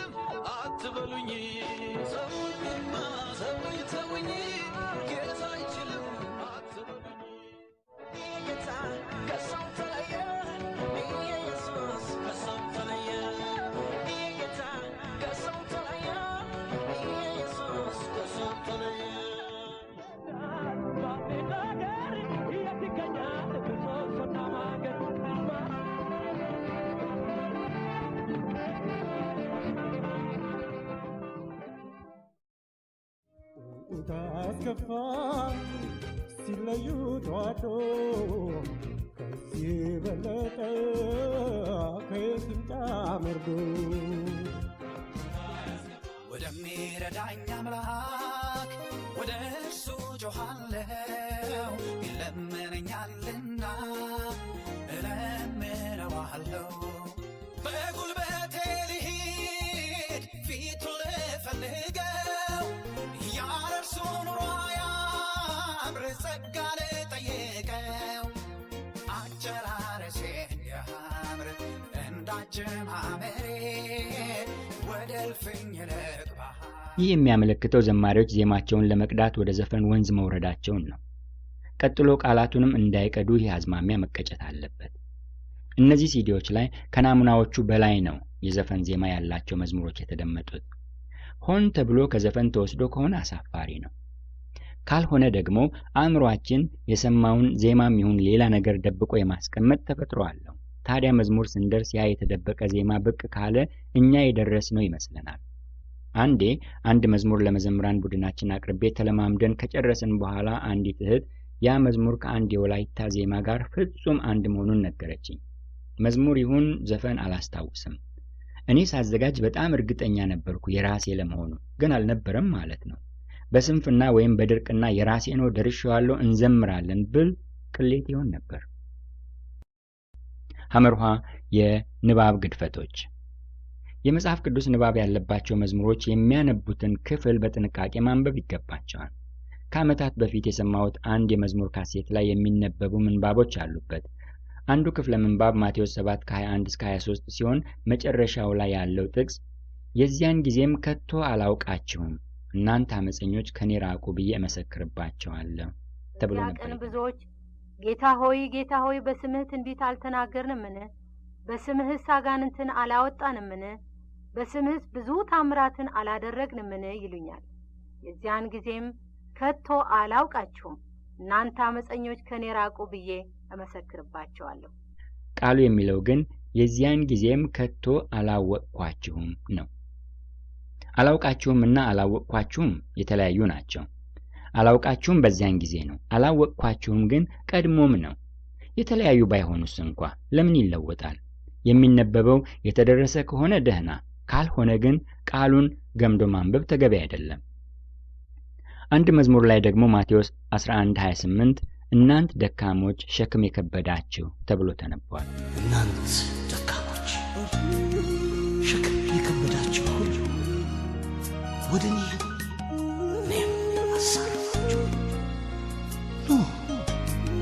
እኔም ይህ መዝሙር ልነካቸው ከማልፈልጋቸው መዝሙሮች አንዱና ግሩም የመስቀሉ መወደስ ነው። ግን መነካት ኖረበት። ቃሉ ግን እናንተ ደካሞች ሸክማችሁ የከበደ ይላል። እንዲሁ ስንገረምመው ምንም ልዩነት የሌለው ይመስለናል። ስናጤነውና ስናጠናው ግን ሸክም የከበዳችሁ እና ሸክማችሁ የከበደ ልዩነት አላቸው። እንዲያው ባይኖረውስ የተጻፈው የእግዚአብሔር ቃል በአንድ አንባቢ ንባብ ለምን ይለወጣል? የይዘት ግድፈቶች የተጻፈውን አጣሞ ወይም አወላግዶ ማንበብ ብቻ ሳይሆን ያልተጻፈውንና ጌታ ያላለውን አለ ብሎ መዘመርም በበርካታ ዘማሪዎች ተሰምቷል። ለምሳሌ አለሁ አለ ጌታ አለሁ አለ። ኢየሱስ ኢየሱስ ኢየሱስ ምን አለ? ኢየሱስ ምን አለ? አለሁ አለ። ጌታዬ ጌታዬ ጌታዬ ምን አለ? ጌታዬ ምን አለ? አለሁ አለ። ዘማሪው አንድ ቦታ እኔን የጨነቀኝ ኢየሱስ ምን አለ ይላል። ኢየሱስ ምን እንዳለ ሳያውቅ ቀርቶ የሚጠይቅ ይመስላል። ግን ምን እንዳለ ደግሞ አውቋልና በአዝማቹ ውስጥ ደጋግሞ ኢየሱስ አለሁ አለ ይላል። በአዝማቹ ውስጥ ደግሞ ኢየሱስ የሚለው ነገር በየዓመቱ የሚለያይ ይመስል ዘንድሮስ ምን አለ ብሎ ይጠይቃል። የሰማው ሰው ካለ ኢየሱስ ምን አለ? ዘንድሮስ ምን አለ? አለሁ አለ። ምን አለ? አለሁ አለ። ሰይጣን ይህን ያህል ጌታን የለም ካለ እኔን የጨነቀኝ ኢየሱስ ምን አለ? ኢየሱስ ኢየሱስ ኢየሱስ እርሱ ኢየሱስ ያላለውን እንደዘመረ ሌላውም ያላለውን ነገር እንዲዘምር የሚጋብዝ ይመስላል። እርሱ ያላለውን እንደዘመረ ያልኩት ኢየሱስ አለሁ ስላላለ ወይም ብሎ ስላልተናገረ ነው። እዚህ መዝሙር ውስጥ ዘማሪውና አጃቢዋ ከ60 ጊዜ በላይ የተደጋገመ አለሁ አለ የሚል ሐረግ ዘምረዋል። ጌታ በዮሐንስ 8 አብርሃም ሳይወለድ እኔ አለሁ ያለበት ስፍራ አለ። ይህ ከአብርሃም በፊት የነበረ ከጥንት ዘላለማዊ መሆኑን እንጂ እግዚአብሔር የለም ለሚል ክህደት የሰጠው ምላሽ አይደለም። አለ ማለት ተናገረ ማለት ነው። እንደምገምተው ዘማሪው መጽሐፍ ቅዱስ ሳይሆን ሰባኪ ወይም ነቢይ ነኝ ባይ የተናገረውን መዘመሩ ካልሆነ በቀር ጌታ ሕልውናውን ማሳወቁን ወይም የለም ሲባል አሁንም መኖሩን ማሳየቱን መዘመሩ ይመስለኛል። ግን ያንን ለማድረግ ጌታ ያልተናገረውንና በቃሉ ያልተጻፈውን እንዲህ ተናገረ፣ እንዲህ አለ ብሎ መዘመር አግባብ ነው? ያላለውን አለ ብሎ ከሚዘምር ያንን ሳይል ሕልውናውን ማረጋገጡን በቃልም በተግባርም ማሳየቱን መዘመር አይችልም ኖሯል? የዘመረው ሐሳብ ያ መሆኑ ይታያል። አንዳንድ መዝሙሮችን ከሰው ወይም ከጉባኤ ሲሰማ መጀመሪያ ከዘማሪው ወይም ከካሴቱ ሲሰሙ ተሳስተው ሰምተው ያንን እየደገሙ መሆን አለበት እንጂ እንዲህ ተብሎስ አይዘመርም ብሎ መወራረድ ያምረኛል። አንድ ጓደኛዬ ዛሬማ ሰው ሆኜ ቀስት ገትራለሁ የሚለውን ዛሬማ ሰው ሆኜ ገስ ገስ እላለሁ ብሎ ዘምሮ ነበር።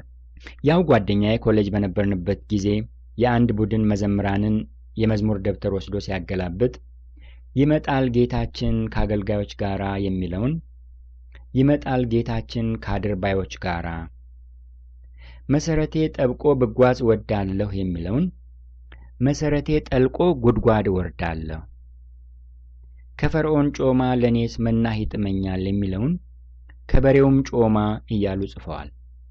እነዚህ ልጆች አማርኛ የመጀመሪያ ቋንቋቸው ስላልሆነ ሲሰሙ ነው ለማጤን የተቸገሩት። አንዳንድ መዝሙሮች ግን ሲደመጡ ብቻ ሳይሆን በእርግጥም የተሳሳቱ ናቸው። እድለኛ ነኝ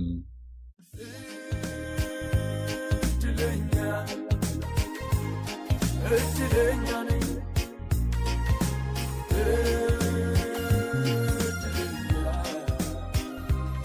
እድለኛ ነኝ በመስቀል ላይ ሆኖ ስለኔ አልቅሶ አድኖኛል ጌታ ዕዳዬን ሰርዞ። በመስቀል ላይ ሆኖ ስለኔ አልቅሶ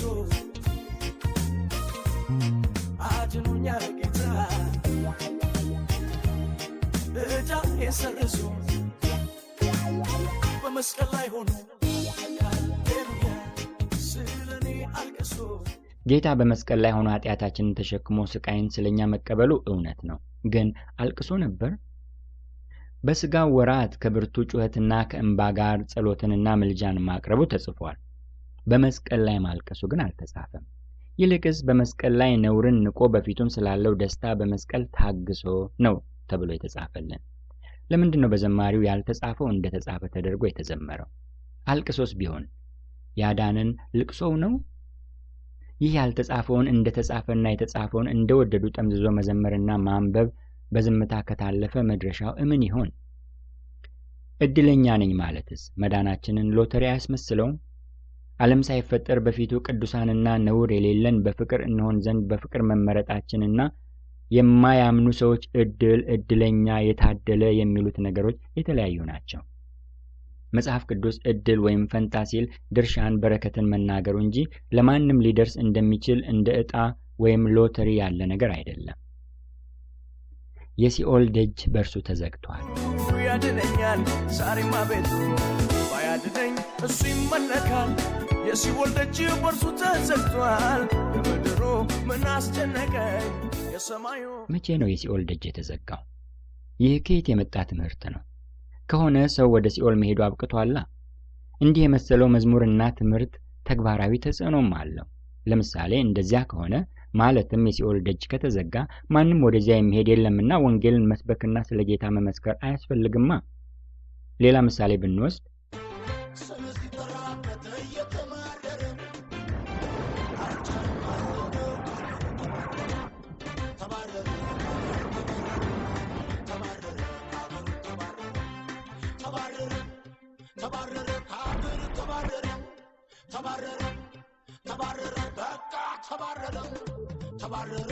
ተባረረ ከሀገር ተባረረ ካልን ሰይጣን ተባሯልና በአገር ውስጥ የለምና እርሱ ከኛ እንዲርቅ ሰይጣንን መቃወም የለብንማ። በክፉ ቀን ፈጽመን መቆም እንድንችል ዕቃ ጦራችንን ማንሳት የለብንማ።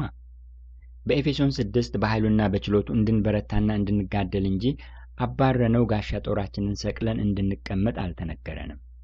ሰይጣን እንኳን እኛን ቀላል ኢላማዎቹን ይቅርና ቃሉ እንደሚለው ጌታችንንም እንኳ ፈትኖ ፈተናውን ሁሉ ከጨረሰ በኋላ እስከ ጊዜው ከእርሱ ተለየ ነው የሚለው። በማባረር መገላገል ካለማ ጥግ ድረስ አብሮ በሰላም መኖር ለምን አልተቻለም? መዝሙሮችን እንዲያው በሽፋናቸው ብቻ ከተቀበልናቸው እንወናበዳለን። እጅና እግሩን ጎኑን በጦር የተወጋው እጅና እግሬ ሰውነቴ ጤነኛ እንዲሆን እጅና እግሩን ጎኑን በጦር የተወጋው እጅና እግሬ ሰውነቴ ጤነኛ እንዲሆን ነው። የሾህ አክሊል ደፍቶ በመስቀል የዋለው እጅና እግሬ ሰውነቴ ጤነኛ እንዲሆን ነው። እጅና እግሩን እውነት ኢየሱስ እጅና እግሩን ጎኑን በጦር ተወግቶ ነበር? ቃሉ እንደሚለው ጎኑ ነው በጦር የተወጋው። ለዚያውም ከሞተ በኋላና መሞቱ የተረጋገጠበትን መወጋት ነው የተወጋው። ደግሞስ የተወጋው እጅና እግራችን እና ሰውነታችን ጤነኛ እንዲሆን ነው። እጅና እግራችን እና ሰውነታችን ጤነኛ እንዲሆን እኮ ኢየሱስ በመስቀል ላይ መዋል አልነበረበትም። በመስቀል ላይ ሳይውልም ቀድሞ ፈውሷል፣ ጤና መልሷል፣ ከሞትም ሳይቀር አስነስቷል። እነዚህን ነገሮች ለማድረግ በመስቀል ላይ መዋል አላስፈልገውም። አንድ ነገር ለማድረግ ግን በመስቀል ላይ መሞት ነበረበት። የመጣውም ያንን ለመፈጸም ነው። ያም የእኛን ኃጢአት በመስቀሉ ላይ መሸከምና ቤዛነታችንን መክፈል ነው። የመስቀሉን ገድል ከዚያ ላነሰ ነገር መለወጥ እውነትን በርካሽ መመንዘርና ቃሉን መሸቃቀጥ ነው። ይህ ፈጽሞ መታለፍ የሌለበት የስህተት ትምህርት ነው። የሰማይ የምድሩ ፈጠራ ባለቤት የፈጠራ ያለ ጌታ አቻል ተገኘለት። የሰማይ የምድሩ ፈጠራ ባለቤት እሱ በፈጠረው መቼ ሌላ ያዘ። ይህ ዘማሪ እግዚአብሔርን የፍጥረት ወይም የፈጣሪነት ሥራ የፈጠራ ሥራ ይለዋል። ዘማሪ የሆነ ሰው ከሥነ ጽሑፍና ከዚያ ከተያያዘው ከባቢ ደብዛው የራቀ መሆን የለበትም። ፈጠራ ማለት አፈጣጠር ወይም ፍጥረት ሳይሆን ውሸት ማለት ነው። የተሻለውና ከሥነ ጽሑፍ ሥራ ጋር የተያያዘ ትርጉሙ ደግሞ ልብ ወለድ እንደማለት ነው። በዘፍጥረት 1 የሚታየው ፈጠራ ሳይሆን ፍጥረት ነው። ከነስሙም መጽሐፉ ራሱ ኦሪት ዘፍጥረት ነው እንጂ ኦሪት ዘፈጠራ አይደለም። ጌታ እኮ ነው የሚያሸልለኝ፣ የሚያዘንጠኝ፣ ያንቀባረረኝ። ላመስግነው፣ ለቀቅ አድርጉ።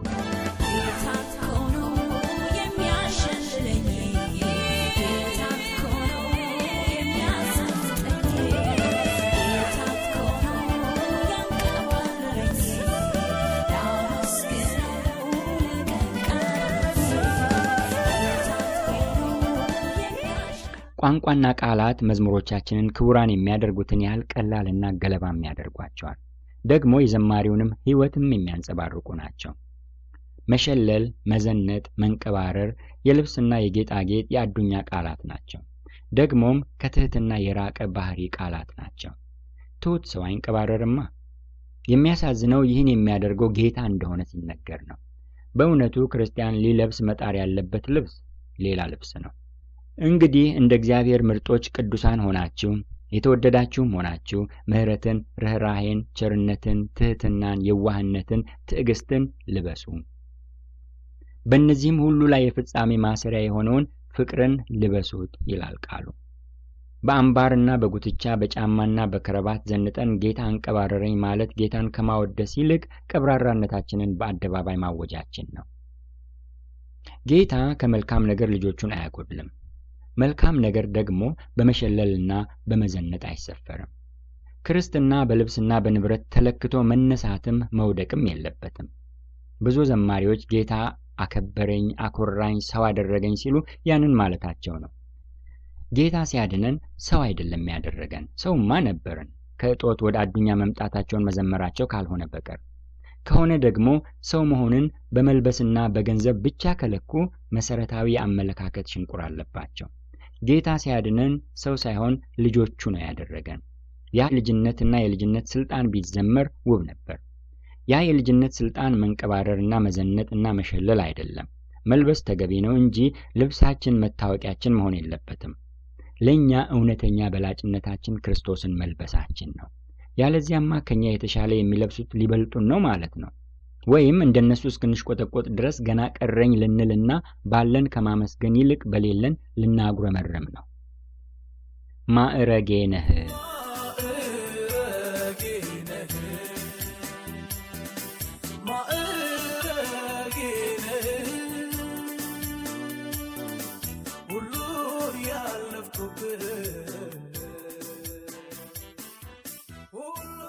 ማዕረግ ማለት እንደ ባላምበራስ ወይም ደጃዝማች ወይም እንደ ሻምበል ወይም ኮሎኔል ያለ ከበላይ የሚለገስ ወይም በጀብድና በአገልግሎት የሚያገኙት ክብርና ስልጣን ነው። ኢየሱስ እንዴት ሆኖ ነው ማዕረግነቱ? አሁን ኢየሱስ የሚሆነው ሳይሆን የማይሆነው ነገር እየጠፋ ነው የመጣው። በቃሉ ውስጥ የማናገኛቸው አዛውንቶች ልጆቻቸውን የሚመርቁባቸው ወይም ጓደኞች አድናቆታቸውን የሚገልጡባቸው ቃላት በኢየሱስ ላይ እየተለጠፉ ናቸው። መልኬ፣ ደምግባቴ፣ ጌጤ ነህ፣ ውበቴ።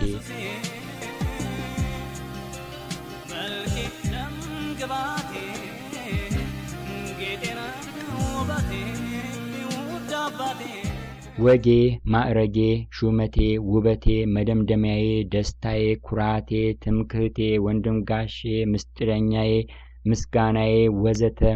እነዚህ እኛ የፈጠርናቸው ቅጥያዎች ናቸው እንጂ በቃሉ ውስጥ የምናገኛቸው አይደሉም።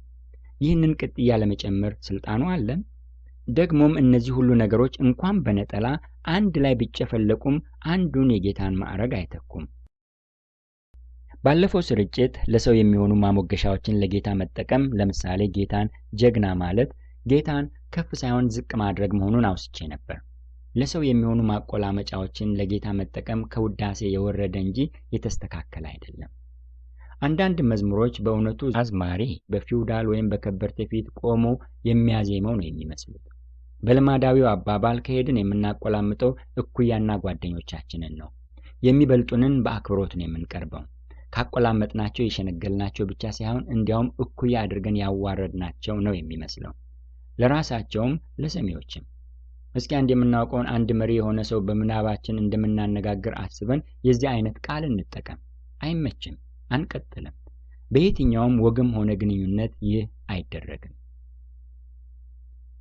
ውድዬ ይክበር፣ ጌትዬ ይክበር፣ ውድዬ ይክበር፣ ጌትዬ ይክበር፣ ውድዬ ይክበር። ካህንዬ፣ ንጉስዬ፣ አባብዬ፣ ጌትዬ፣ ኢየሱስዬ ወዘተ ስንል ያንን ማድረጋችን ነው። ጌትዬ እኮ የጌታቸው ወይም የጌታውን ወይም የጌታ መሳይ ማቆላመጫ ነው፣ የጌታ አይደለም። ካደረግነው ጌታ ማዕረጉ ነው እንጂ ስሙ አይደለም። ማዕረግ ደግሞ አይቆላመጥም። በእኔ ግምት እነዚህ ዘማሪዎች የተለመዱ ቃላትን ከመጽሐፍ ቅዱስ ሐሳብ ጋር ይስማሙም ይጣሉም ስለተለመዱ ብቻ የሚጠቀሙባቸው ይመስለኛል። ለምሳሌ ጣልቃ መግባት ምንድን ነው?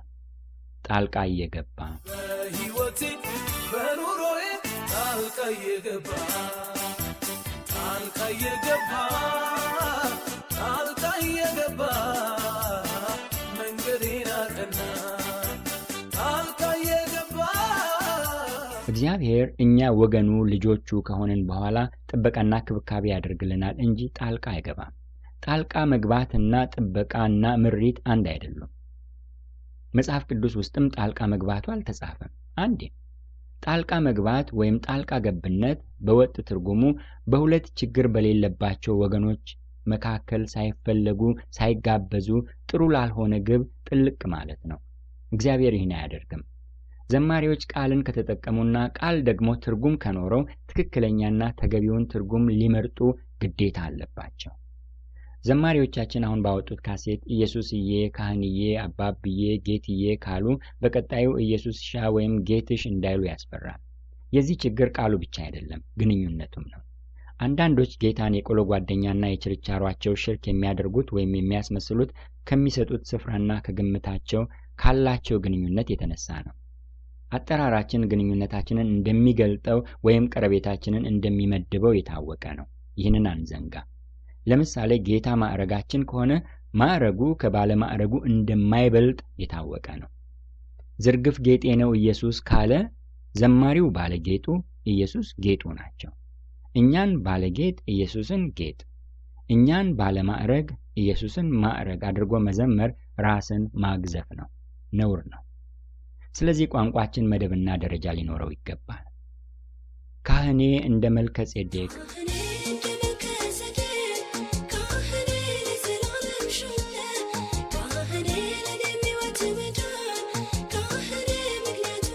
ክርስቶስ ካህን ነው። እርግጥ ዕብራውያን ምዕራፍ 7 ውስጥ ከመልከ ጼዴቅ ጋር ሲያነጻጽረው አሮናዊ ያልሆነ እና ዘላለማዊ የሆነ ክህነቱን ይናገራል። ግን ከካህናት ተርታ የሆነ ካህን መሆኑን ሳይሆን የክህነቱን አይነት ለመናገር ነው ካህን ያለው።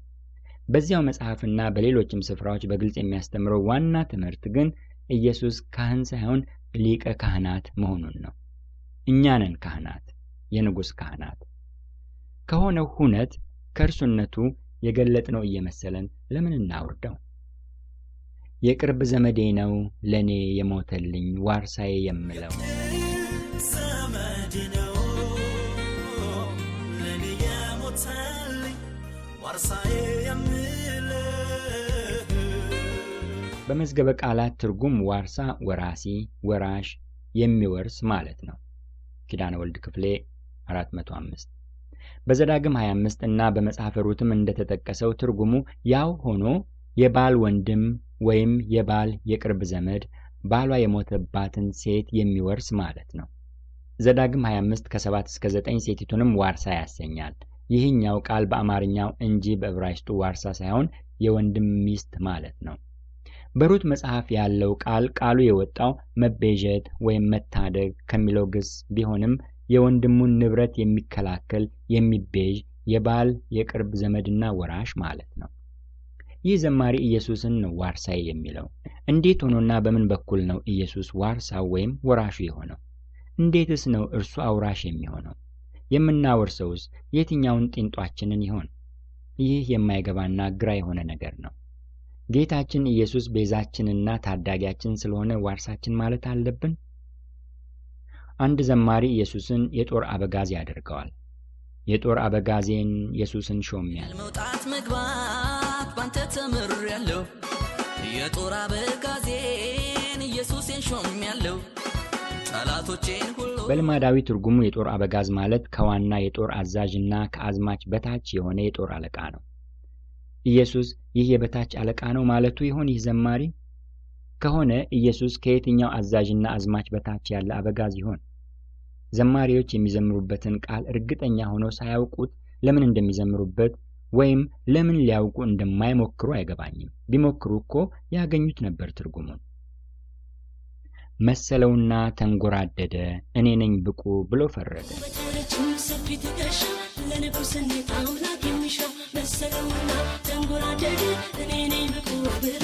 ስለ ሳኦል የተዘመረ ነው።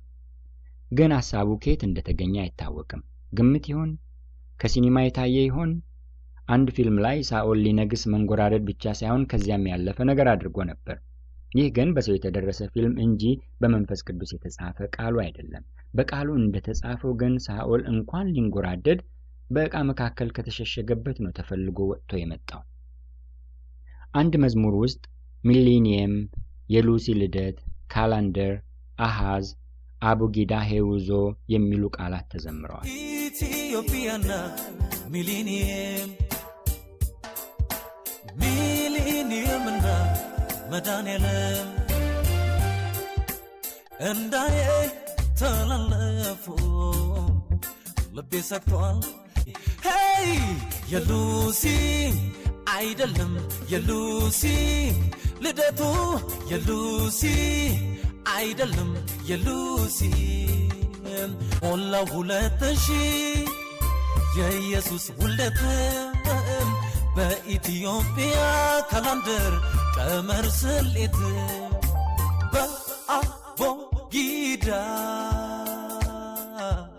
በፊደሏ በሄውዞ በአሃዟ ስለ 2000 ዓመተ ምህረት የተዘመረ ነው። ቃላቱ ግን የመዝሙር ሳይሆኑ የተራ ጨዋታና የወሬ ናቸው። ኢየሱስና ኢትዮጵያ ሊተላለፉ እንደሆነ አስቦ ፈርቷል ዘማሪው። ሚሌኒየምና መድኃኔዓለምና ኢትዮጵያ መቼ ነው ቀጠሮ የያዙት? ሉሲ ማን ናት? 2000 ዓመቷ ነው? የሉሲ ልደት ነው ተብሎ ኖሯል ቢባልስ? አንዳንድ መዝሙሮች ከይዘታቸው አንጻር ሲታዩ መደረሳቸው ይገርማል። መዘመራቸው ደግሞ ጉድ ነው። አንድ መጽሔት ላይ ቃላት አጣን፣ ቃላት ባገኘሁና ወዘተ ለሚሉ ዘማሪዎች ጳውሎስ ፈቃዱ ቃል ካለቀባችሁ ወይ በቁጥር ዘምሯ ብሎ ነበር። አቡጊዳ ሄውዞና ሉሲም ቃላት ሆነው ከተዘመሩ ቃላት አያልቁም ማለት ነው፣ መልእክት የለም እንጂ። አንድ ሁለት መዝሙሮች ውስጥ አማኑኤል አማኑኤል ሆይ የክንፍህ መዘርጋት የአገሪቱን ስፋት ትሞላለች ተብሎ ተዘምሯል። እዚህ የክንፉ መዘርጋት የተባለው የኢየሱስን ነው። ቃሉ በተጻፈበት ስፍራ ግን የአማኑኤልን ክንፍ ሳይሆን ለአማኑኤል ነው። የክንፉ መዘርጋት የተባለው የአሦርን ንጉሥና ሰራዊቱን ነው። ሰራዊቱ ጎርፎ በፍጥነት መምጣቱን፣ ብዛቱ አገሪቱን መሙላቱን፣ እየጎረፈም ወደ ይሁዳ ይገባል፣ እያጥለቀለቀም ያልፋል፣ እስከ አንገትም ይደርሳል። አማኑኤል ሆይ የክንፉ መዘርጋት የአገርህን ስፋት ትሞላለች። ኢሳይያስ 8:8። የኢየሱስ ቁንጅና፣ የውዴ ጠረን፣ መዓዛህን እወደዋለሁ ወዘተ። ኢየሱስ ቁንጅና ላይ ነው ያለው ሐሳቤ፣ ያረፈበት አይኔ የወደደው ቀልቤ።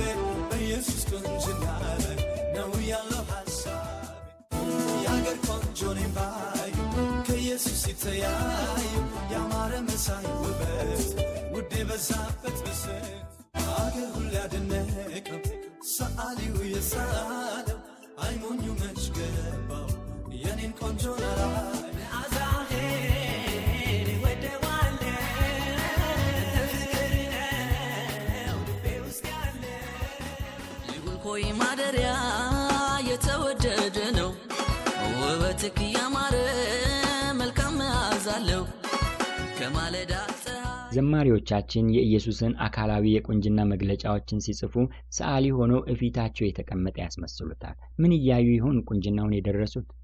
ሰዓሊዎች የሳሉትን ወይስ በምናባቸው ያዩትን ወይስ በወንጌላት የተጻፈውን? በመዝሙረ ዳዊት መሲሐዊ መዝሙሮች የተሰኙ ጥቂት ምዕራፎች አሉ። ከዚያ ይሆን? ለምሳሌ መዝሙር 45 ከክርስቶስ ማንነት ጋር ሊገናዘብ ይችል ይሆናል። በአዲስ ኪዳንም ከዚህ መዝሙር ስለ ክርስቶስ ዘላለማዊ መንግስት የተመለከተ ሐረግ ተመዟል። አካላዊ ቁንጅናን ግን አይደለም። ከነቢያትም ስለ መልክ ትንሽ ኢሳይያስ ነው የጻፈልን። እርሱም ባየነውም ጊዜ መልክና ውበት የለውም ነው ያለን። በወንጌላት ውስጥ በአይን ያዩትም ሲተርኩልን ምንም አልጻፉም ስለ ቁንጅናው። በራእይም ውበትና ቁንጅናው አልተጻፈም፣ ክብርና ግርማው እንጂ። ዘማሪዎቹ እንግዲህ ምን እያዩ ይሆን ቁንጅናውን የደረሱት? ጠረኑንስ ከየት አሽትተው ይሆን የዘመሩት? እንደ አገልጋይ መርሳት ከሌለብን ነገሮች አንዱ መጽሐፍ ቅዱስ ዝም ባለባቸው ቦታዎችና ጉዳዮች ዝምታውን ማክበርን ነው። ዝምታውን በራሳችን ምናብ እየጠቀጠቅን መሙላት ነውር ብቻ አይደለም፣ ኃጢአት ነው። ይህ በቃል ውስጥ የሌለ ሌላ ነገር መጨመር ነው። በዜማ መቅረቡ በስብከት ከመተላለፉ ቀላል አያደርገውም። ኤልዛቤልን ውሾች ይበሏታል፣ ደሊላ ትዋረዳለች። ኤልዛቤል ትዋረዳለች፣ ኤልዛቤል ውሾች ይበሏታል። ኤልዛቤል ትዋረዳለች፣ ኤልዛቤል ደሊላ ትዋረዳለች፣ ደሊላ ጌታን በቀላታል። ደሊላ ትዋረዳለች፣ ደሊላ ስራዋ ኤልዛቤልን ውሾች በልቷታል ወይስ ገና ይበሏታል?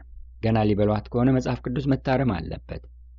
ደሊላስ እርሷም ወደፊት የምትመጣ ናት ወይስ የሳምሶን ደሊላ?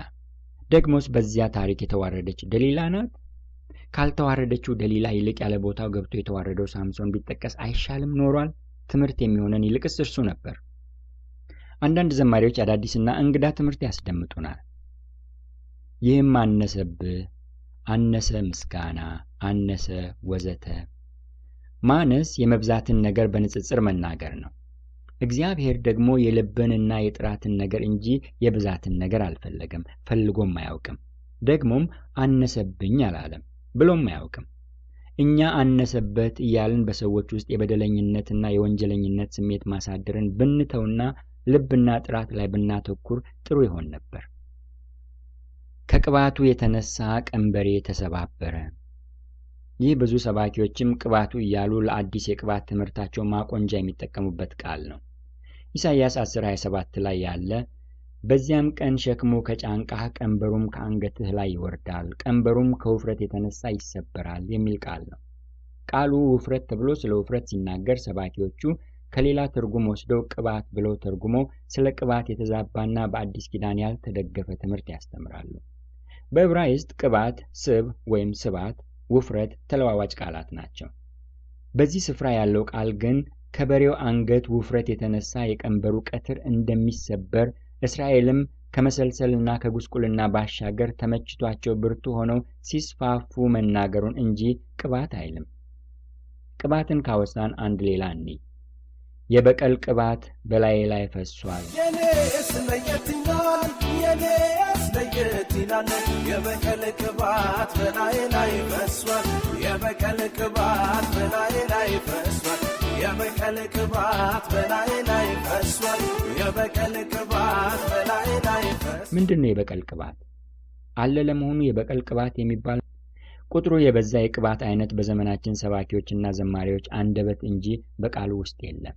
ይልቁንም የበቀል ቅባት የሚባል ነገር የለም። ምናልባት በኢሳይያስ 61 የተጻፈው ሐሳብ ተወስዶ የግል ተደርጎ ይሆን? ስለ በቀልና የአዲስ ኪዳን ትምህርት ባለፈው ስላተትኩ ብዙ አልልም። ግን በቀል የእግዚአብሔር መሆኑ የቀረበት ዘመን መጣ ይሆን? በሚጠሉን ላይ ሰይፍ መምዘዝ ጽድቅ ሆኖ ሊቆጠር ይሆን? መደምደሚያ ቃል። በመደምደሚያ ቃል ልል የሚፈልገው መልእክት ይህ ነው። ይህና ያለፈውም ሂስ አትኩረት በዘማሪዎች አገልግሎት በተለይም በመዝሙሮቹ ቅርጽና ይዘት ላይ ነው። ትልቁና በምንም ነገር መለወጥ የሌለበት ነገር ከዘማሪዎቹ አንደበት የሚወጣው ቃል ንጽሕና ብቻ ሳይሆን የዘማሪዎቹ የራሳቸው አንደበትም ሆነ ራሳቸው በጌታ ውስጥ መሆናቸው ነው። በጌታ ውስጥ መሆን ማለት በተግባራዊ ረገድ በቤተ ክርስቲያን ውስጥ መሆን ማለት ነው። ይህን ስል አጥቢያ ቤተ ክርስቲያን ማለቴ ነው። አንዳንድ ዘማሪዎች በቤተ ክርስቲያን ወይም ራሳቸውም ሌላም ባዘጋጇቸው ስብሰባዎች ላይ ስለተገኙና ስለዘመሩ በቤተ ክርስቲያን ውስጥ ያሉ ይመስላቸዋል። ቤተ ክርስቲያን አካል ናት። እኛም እያንዳንዳችን ብልቶች ነን። ከመዝሙሮች ጋር የተያያዙ ጥቂቶች የጠቀስኳቸው እና ያልተጠቀሱም ችግሮች መመንጨትም መንጠባጠብም የሚጀምሩት ዘማሪዎቹ ከኃላፊነትም ከተጠያቂነትም መራቅ ሲጀምሩ ነው። እግዚአብሔር ጸጋን የሰጠው ለአካል ነው ወይም አካልን ለማነጽ ነው እንጂ ለገበያ አይደለም።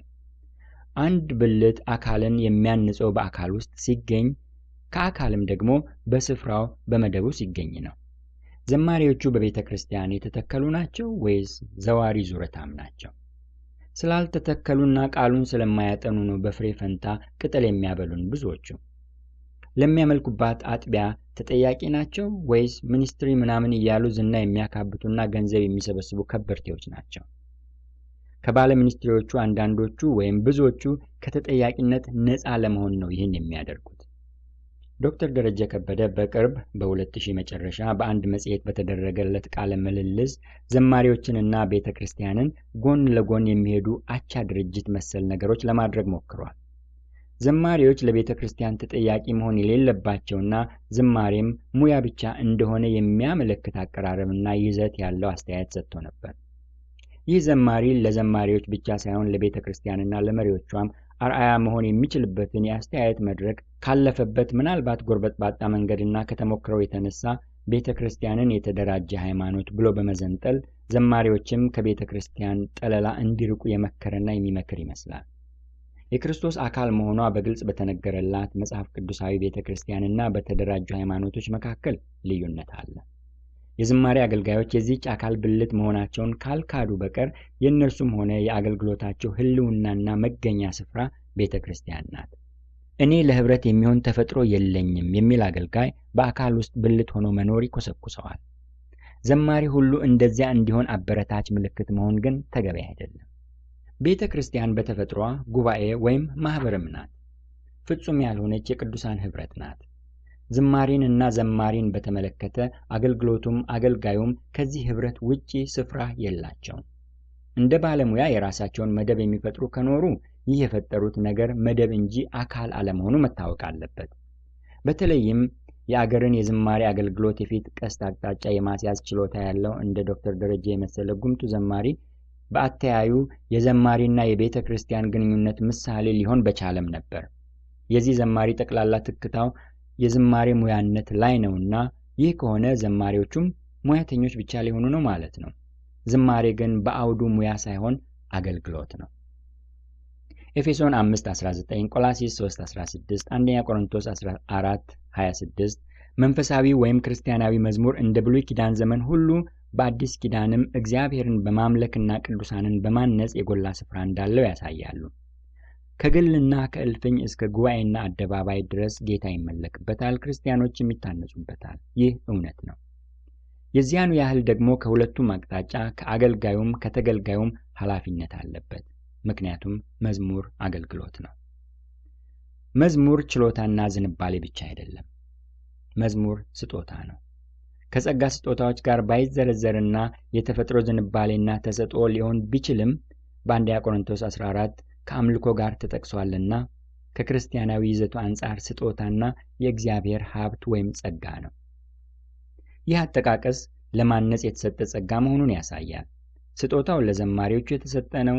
ዘማሪዎቹ ደግሞ የቤተ ክርስቲያን ስጦታዎች፣ ሽልማቶች፣ ጌጦች ናቸው። ቤተ ክርስቲያንም የክርስቶስ አካል ናት። በምድር አካልነቷ ደግሞ ከስልጣን ጋር ነው። የክርስቶስ ወኪሉ ናት። ቤተ ክርስቲያንን እያንኳሰሱ ክርስቶስን ማወደስ እውነት አይሆንም። ስጦታ ግብና ዓላማ አለው። ግቡ የቤተ ክርስቲያኒቱ መታነጽ ነው። ዓላማው የእግዚአብሔር ክብር ነው። መንፈስ ቅዱስ ስጦታን ያለ ቦታው አይሰጥም። የትኛውም ስጦታ የሚያገለግለውን ያህል ያለ አግባብ በመስክ ላይ ሊውልም ይችላል። ያለ አግባብ የሚውለው ከስህተቶች የተነሳ ነው። ከስህተቶቹ ጀርባ ሆነው ለስህተቶቹ መኖርና መቀጠል ሚና የሚጫወቱ 3 ዋና ዋና ነገሮች ቀደም ሲል ተጠቅሰዋል። ከነዚህ ጋር አብሮ መወሳት ያለበት ይህ የባለቤትነት ጉዳይ ነው። የዚህች ወይም የዚያች ቤተክርስቲያን ዘማሪ ካልን አሁን አንዳንዶቹ ታዋቂዎች ስለሆኑ ይህን መታወቂያ ቀርፈው እየጣሉት ነው። ያቺ ቤተክርስቲያን በዘማሪው ሕይወትና አገልግሎት እንዲሁም በአገልግሎቱ ጥራትና ልቀት ላይ ካነሰ የምታሳድረው ተጋቦት አላት። ከዚህ ካለፈም ኃላፊነት ይኖራታል። በዚህ ረገድ የቤተክርስቲያን መሪዎችም ኃላፊነት አለባቸው። ቤተክርስቲያንን ወይም የቤተክርስቲያንን ስልጣን የማያከብሩ ሰዎችን እየጋበዙ እያሞጋገሱ ከአሜሪካ አውሮፓ ይዘው እየዞሩ እየኳሉ እየዳሩ ከአሜሪካ ኢትዮጵያ እየጋበዙ በቤተክርስቲያን ውስጥ የት ቦታ መሆናቸውን ሳያውቁ አንዳንዶቹን ጭራሽ በቤተክርስቲያን ውስጥ መኖራቸውንም እንኳ ሳያውቁና ሳይረጋግጡ መድረክ ላይ ጉብ ያደርጓቸዋል። ኢትዮጵያ ውስጥ ያሉትም ከቤተክርስቲያን ጠፍተው ኖሮ ሊያሳትሙ ሲሉ ብቅ ይሉና አንድ ሆድ አስዘምረው አስመልከው ጻፉልኝ ደብዳቤ ለማስታወቂያ ሚኒስቴር ይላሉ። አንዳንድ መሪዎች ይጽፋሉ። ለመሆኑ መዝሙሮቻቸውን መርምረው ነው የሚጽፉት ወይስ የገንዘቡ ፍርፋሪ ስለሚደርሳቸው? ይህ ሁሉንም መሪዎች የሚመለከት እንዳልሆነም መታወቅ አለበት። ግን ከዚህ ዳፋ እጃቸውን መታጠብ የማይችሉ መሪዎች እንዳሉም ሳይጠቀስ መታለፍ የለበትም። ይህ ሲባል የሳንቲሙ ሁለተኛ ገጽታ ደግሞ ከቶም መረሳት የለበትም። ያም ቤተ ክርስቲያን ዘማሪዎቿን በአግባቡ ትይዛለች፣ ትንከባከባለች የሚለው ነው። ስጦታውና ጸጋው እንዳላቸው እርግጠኛ የሆነችባቸውን ዘማሪዎቿን ሌላ የተሰማሩበትና መኖሪያ ብለው የያዙት ነገር ከሌላቸውና በቤተ ክርስቲያን ድጋፍ ማገልገል እንዳለባቸው ካመነች ማሰማራት ኃላፊነቷ ነው። በዘማሪዎቿ ላይ ምንም መዋዕል የማታፈስ ቤተ ክርስቲያን በኑሯቸውና በክርስትና ሕይወታቸው በትምህርታቸውና በአገልግሎታቸው ምንም ሚና ሳይኖራት እምር ብለው ሲወጡና ሲደምቁ የይገባኛል ጦር ማስፈር አያስከብራትም። ዘማሪ ሁሉ የሙሉ ጊዜ አገልጋይ አይሆንም። ቢሆኑና ከሌላ ጸጋቸው ጋር ቢሰማሩ ግን ይበልጥ ፍሬያማ አገልጋዮች የሚወጣቸው እንዳሉ መረሳት የለበትም። ለመደምደም ቀደም ሲል በጠቀስኩት ባለፈው ወርክሾፕ ላይ ታዲያ ምን ይደረግ ለሚለው የመደምደሚያ ጥያቄ በበኩል የጠቀስኳቸውን 3 ነጥቦች በመዘርዘር ጨርሳለሁ። አንደኛ፣ ዘማሪዎች ጠንቃቃ ይሁኑ። በሕይወትና በአመላለስ ጠንቃቃ ይሁኑ። የመድረክና የአደባባይ አገልጋዮች ናቸው። በጥቂት ወይም በብዙ የቤተ ክርስቲያንና የጌታም ተጠሪዎችና ወኪሎች ናቸው። ሲደርሱ፣ ሲያርሙ፣ ሲያገለግሉና ሲያሳትሙም ጠንቃቃ ይሁኑ። የጥበብ ሰዎችና ባለሙያዎችም ናቸው። እነዚህን ጥንቃቄዎች በተመለከተ ዘማሪዎቹ ሌሎችንም ጠያቂና ፈታሽ በማድረግ ማሳተፍ አለባቸው። እነዚህ ሌሎችም ተሳታፊ በመሆን መትጋት አለባቸው። ሁለተኛ፣ የህያሴ መዝሙራት ባህል መዳበር አለበት። ሂስ ወይም ገንቢ ትችት መፈራት የለበትም። ከፊቱም መሸሽ የለብንም። ይልቁንም የኪነ ጥበብ ሰዎች ሆን ብለው ሂስን መፈለግ አለባቸው። በተለይም መንፈሳዊ ሕይወትን የሚገነባ ወይም የስህተት አስተምሮ ሊተላለፍበት የሚችል ይህ የመዝሙር አገልግሎት ለመፈተሽ መውደድ አለበት። በየተወሰነ ጊዜ የሚደረጉ አውደ ጥናቶችና የውይይትና የትምህርት መድረኮችም መበረታታት አለባቸው። ሶስተኛ፣ ቢቻል ደረጃ አስጠባቂ አካል ቢኖር መልካም ነው። ይህ በሙያና በትምህርትም በጸጋና በአገልግሎትም የበሰሉ ሰዎች ያሉበት በፈቃደኝነት የተመሰረተ ማህበር ወይም በአብያተ ክርስቲያናት ህብረት ውስጥ የሚገኝ የቢሮ ቅርንጫፍ ሊሆን ይችላል። ይህ ሲዲ የሚሸጥ ሳይሆን በነፃ የሚታደል ነው። ማንም ሰው ባለቤትነቱን ሳይወስድ ሊያባዛና ሊያድል ይችላል። ጽሑፉንም ማባዛትም ማደልም የተፈቀደ ነው።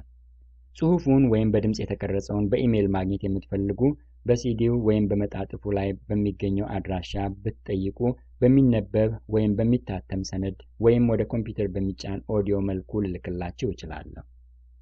እግዚአብሔር ከአርያም ይባርካቸው። ዕዝራ ስነ ጽሑፍ አገልግሎት።